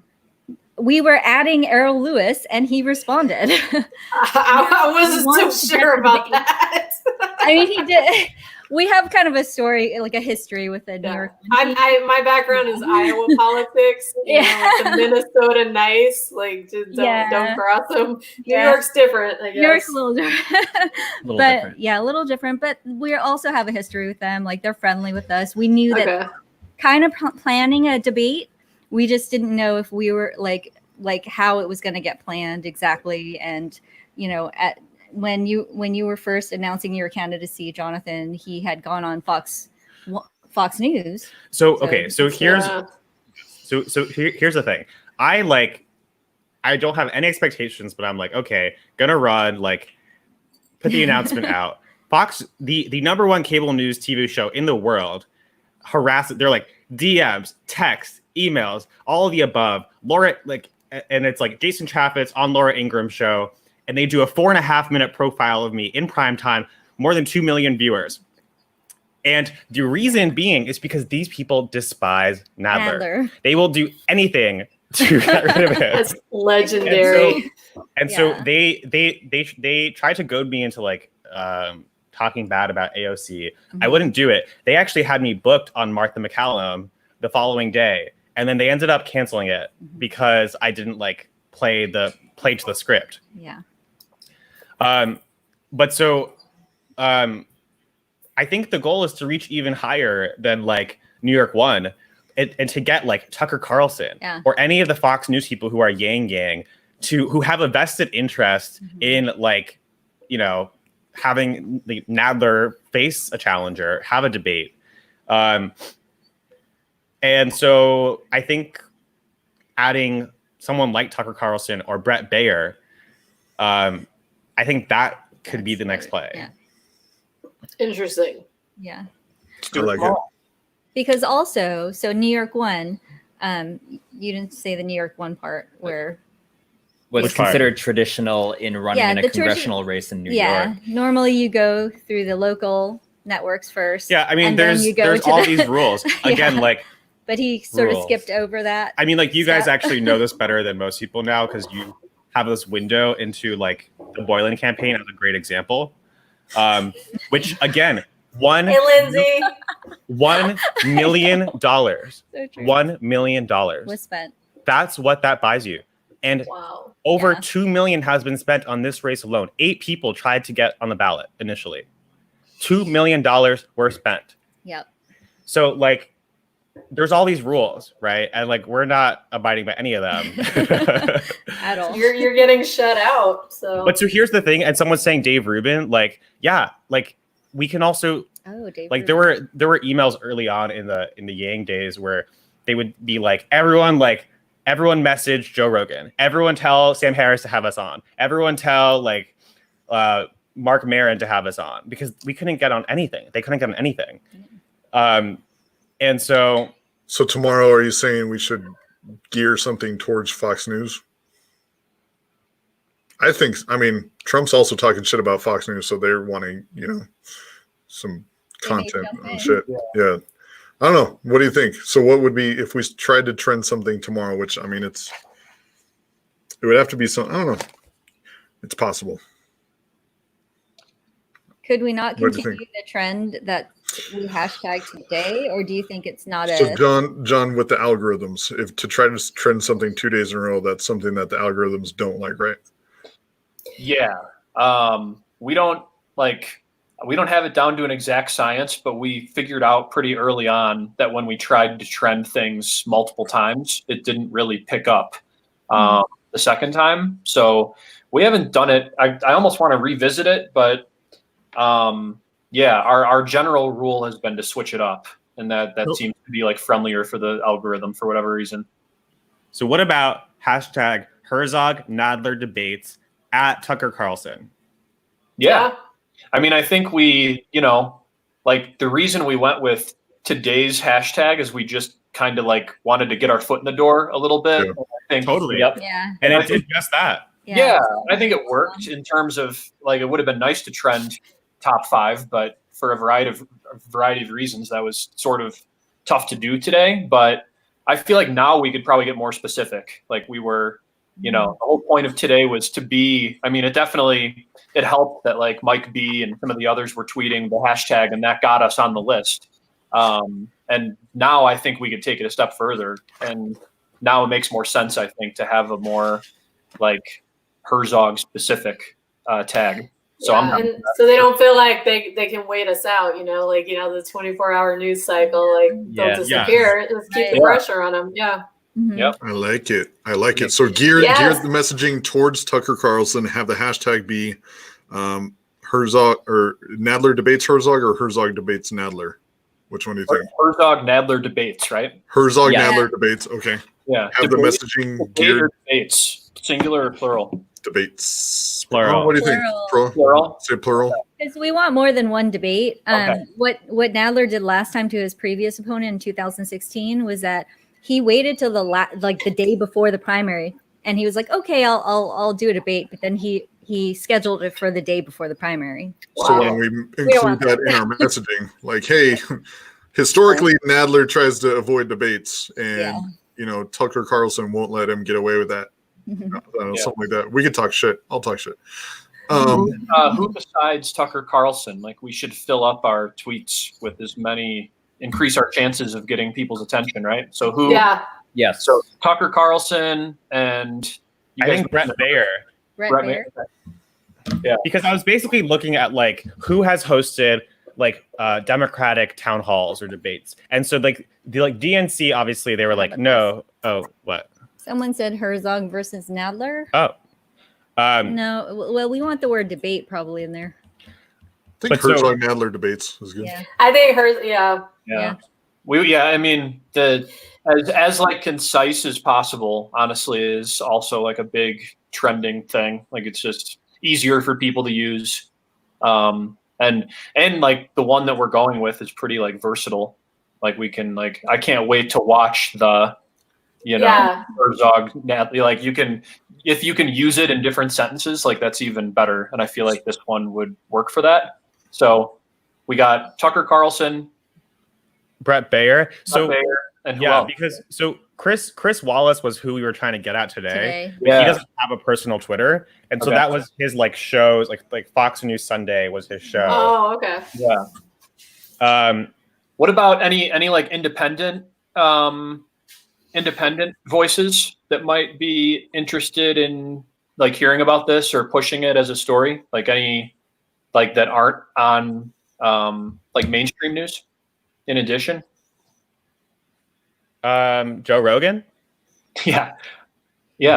H3 production. Herzog on, like try and get Rogan to have you on. That'd be awesome. Weinstein. Eric Yeah. Weinstein. Yeah. Weinstein, actually, that's Weinstein would be interesting. He is all about like whatever crazy shit anybody wants to do. So he's actually responded to some of our he tweets. replied to you, Yeah. We were like, hey, what do you think about like protests and stuff? And he gave us like 4 long ass tweets about what he thinks of it. So that's a good one. No, that is actually, I'm glad you mentioned Weinstein is a very good one because he is like specifically passionate about this, about getting new blood into politics and how there's like a blockade stopping that from happening. So I think Crystal ball. Yeah, crystal ball. Crystal ball. Oh my God, Kat is in the chat. What up, Kat? Kat. Kat's the only reason any of us have toilet paper during the lockdown. Yep. So true. She was the oracle. Kat literally beat the WHO, the Surgeon General, the mayor, the health commissioner, the governor, literally every fucking elected official. Yes, oracle. She did. All the way. Like, not even exaggerating. Like she was there in the very beginning. I forgot what we were talking about because Cash. He just said she's right. His DMs are open. No, they are. They are for sure. He likes the Yang Gang. He respects what we do. So we could do a hashtag trend. Hashtag trend and maybe even like a separate, like kind of a bunch of us nicely tweeting at Weinstein about this. Even tweet at everybody. Our trend tweets like a specific message, So I like it. So anybody watching this is how the sausage gets made. Apparently Heidi's microphone gets knocked over because she bangs into it. Listen, Tyler sat down and I thought it was like I was like the forest. So I like the hashtag Herzog Nadler debates. We gear that hashtag towards these people that might host the debates or talk to you about why Nadler doesn't want to debate. Wait just a sec. So this comment has me intrigued. Like I feel like I feel like there's a pretty like good potential for more attention on a scandal like with the Google gate. That actually okay. That ties right in. So my thought, in the back of my head, I was like, okay, we started with the really wide open net, and what if we narrowed it down every day? So tomorrow, that fits in perfectly if you did something along with that crazy ass story about how they're like Google. Yeah, the whole Google thing is fucking crazy, and I don't know who the hell wouldn't want to talk about that, especially like Weinstein. That's right up Weinstein's alley.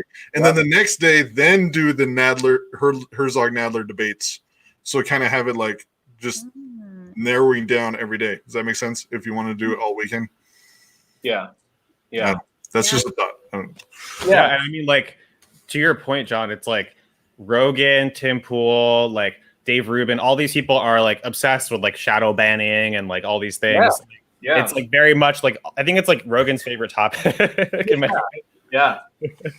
That I feel like there's a ton of people who would be into that story. I mean, crazy ass story.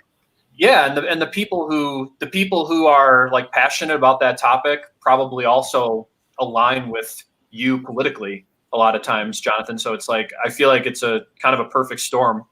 And Nadler would have to debate you if that got into the mainstream.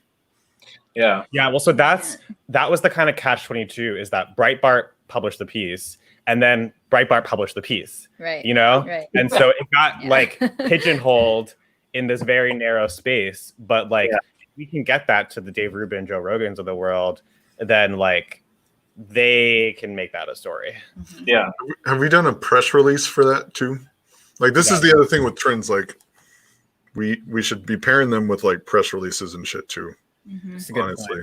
Yeah. Like moving forward, like in terms of hashtag, like the playbook, like we should also be blasting out press releases. Yeah, we probably should. True. And make that like get that down so that we could have an email list like, all right, this is where we need to blast out the press releases and just make it easy. And that's more of an organizational thing for Ford United too that we need to do. But yeah. Well, we should continue this in the DMs and get a hashtag for tomorrow, right? Absolutely. Definitely. Update that document, guys. I know, guys. I gotta do the same thing. Update it all. Yeah. Okay. So Beyond. tomorrow, okay, Anna, perfect question. So tomorrow, did you want to do something along the lines of the Google Gate thing? Or the debate. I really think something along the lines of the Google scandal thing that's going on would. Yeah, I agree because it'll give momentum going into Sunday. Yeah, because then if you follow that up with the debate, like if anything with what the fuck happened with Google gets traction, like Nadler can't not debate. Like, what if is like? Do you guys think what do you think would trend higher, or what do you think would pop more for people that are just scrolling? Do you think simply Google Gate, and then we just have all of our content with it, or do you think Yeah. People will click on that? Like, what's going on with Google Gate? That's brilliant, John. like It is. I like it. you guys Google like that? Gate. I like Google Gate. Social media wizard just bam in real time. Wash Heights 44 gets the credit if you look in the comments. Shout out Shane Moynihan. Wow. Shane Moynihan. Nice. So- Google Gate. That Google This Gate. sausage is being made in front of everyone's eyes. All right. But, yeah, we can go. We'll talk to some people and confirm. But anybody watching this right now, I would say let's plan on it, right? Yeah. Google Yeah, Gate. we would We're need. getting Google Gate trending tomorrow, guys. All right. Google need- Gate. Woo! Yes. We need Doing some definitive, like, we need some simple way to explain what the fuck happened.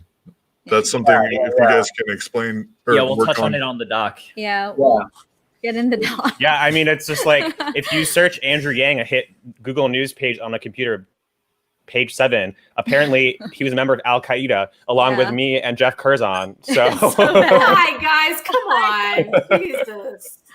Yeah, let's go. You guys have like, screenshots and everything, right? Of like the there's results. screenshots.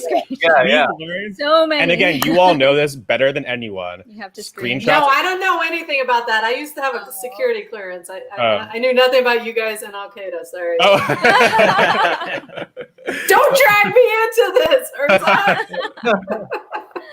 Screenshots are the last line of Absolutely. defense for our democracy. They are. Yeah. Hell yeah. I'm excited. Shit. Oh my gosh. Right. Yeah, let's All right, we do got- this. We have a lot of planning to do. All right, Anybody yeah. in the chat, please spread the word that tomorrow is Google Gate. Hashtag Google Gate. It's hard to say. Google Gate. It's easy Google to type. Gate. Google Gate. Yeah, it's true. Google. It's just me. I mumble. That's Hell so yeah. small. So I'm gonna, even for the podcast, I'm gonna cut off the audio podcast. So I'm gonna make Team Herzog a whole separate episode. So we have this whole separate. So awesome. I'm glad you guys jumped on. Yeah, me too. Yeah. Thanks This for is having great. This is literally just how Yang Gang does So it. So, amazing. you know. And we need Helen back because she's going to teach us about cryptocurrency. I we have- bought like 0.000001 Bitcoin recently. Hey, that's more than a lot of people have. It was $9. It will She, grow. It she will turned grow. me from a skeptic, no coiner, whatever the term is, to like a believer. We and I'm being serious. We do want to talk to you No, about that. offline for reals. Like we have some projects we need to talk to Helen on because Yes, we that's do. actually We've like got a good one. I think you'll like, Helen. Okay, awesome. Please get into Google Doc though. If you want to edit the Google Doc, go in there, jump in there. Can you guys put the link? Edit. Yeah. Yeah, I'll Maybe DM we'll it put to you. in the chat. Yeah. We'll put it in the chat. I have it. If you could put it in the chat. It depends. Whoever you want to have it. Hell yeah. Can I So we'll- can I add them to the brain trust? them? What's that? Yes. Yeah. Yeah. Okay. Oh, yeah. Sorry. Is that can I add you? Can I I add thought you were asking to add them to your group. I'm like, it's your group, dude. You do whatever you want. No, it's Well, like we it's tried like, to add everyone. But you got like 900 people in it, so good luck. That's how the we groups couldn't add end up. Ellers though. Ellers was the only one we couldn't add. No, you can't add me. Elders. Nah, you're the Oh, only one we shit. couldn't add. Somebody's got Ellers blocked, apparently. That's how it works. One That's of those true, 900 probably. people did. Oh, I know who it is, Ellers. Just one? I sure looked through that whole list when you guys added me. I know who it is. I'll tell you offline. All right, we'll boot that person and put me back in. They're not participating, so you totally could. Oh, we Damn. could. Yeah, no problem. I will participate along with the 18 other. Yeah, checks. I'll participate too. I'm in there under humanity, but if you could add my Add gang. Middle school yang. Yeah, little yang. Okay. Yang Pope Francis. Don't you have to do it from a computer? Because Yeah, it's you're over right. 50. It's over 50, yeah. Right. Yeah. Or 900. I don't think we'd trend this as early because we're getting a late start on the planning. Good idea. So Yeah. I think noon it might be a little early. Maybe give it a few hours. What do you guys think? Noon PST. That's great. Noon PST. Yeah, maybe 3 hours because I think. Yeah. So Yeah. three Eastern. So 3 Eastern. Yeah. John, what do you think? John's that's just. It's a Saturday, John. What's the deal with Saturdays? First, I think Saturday's like actually pretty like to our advantage. Honestly, I feel like there's probably less news happening, but who knows? Every day is the same nowadays. But it's like I feel like we could probably get away with starting later. Go 2 and 11 or 3 noon, whatever you guys think. 3 Eastern, 2 Eastern. What do you think? I think 3. I think you give it an extra 3 hours, and then we can catch everybody on the West Coast up because Yeah. Yep. especially during quarantine, we don't really get up that early. Ours doesn't. Seems do like there's a lot of I'm- night owls in the Yang Gang. I was And it's never a morning person, and this whole thing, I'll be like stay up till 4, and then it's bad. Yeah, let's do it. 3 Eastern. Okay. Great. Tentatively, we can go talk about it. Yep.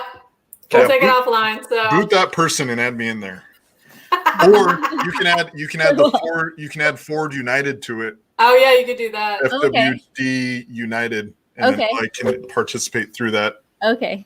We'll do and that. then I can see who's blocking me. I know who it is. I'll tell you. It's all right. I'm petty. All right. It's all good. Thank All you all right. for joining us. Yes. Thank you, guys. Love you. We will talk to you, and tomorrow we got a new hashtag #GoogleGate. Google Gate. Google Gate. Gate. Yes. 3:00 Eastern, noon Pacific. All right. All All right. right. Awesome. Yay. Y'all stay on the screen. I'm going to end the live stream. Y'all stay on the screen. Don't go nowhere. Don't go nowhere. All right. Talk to everybody else later. Bye, Yang Gang.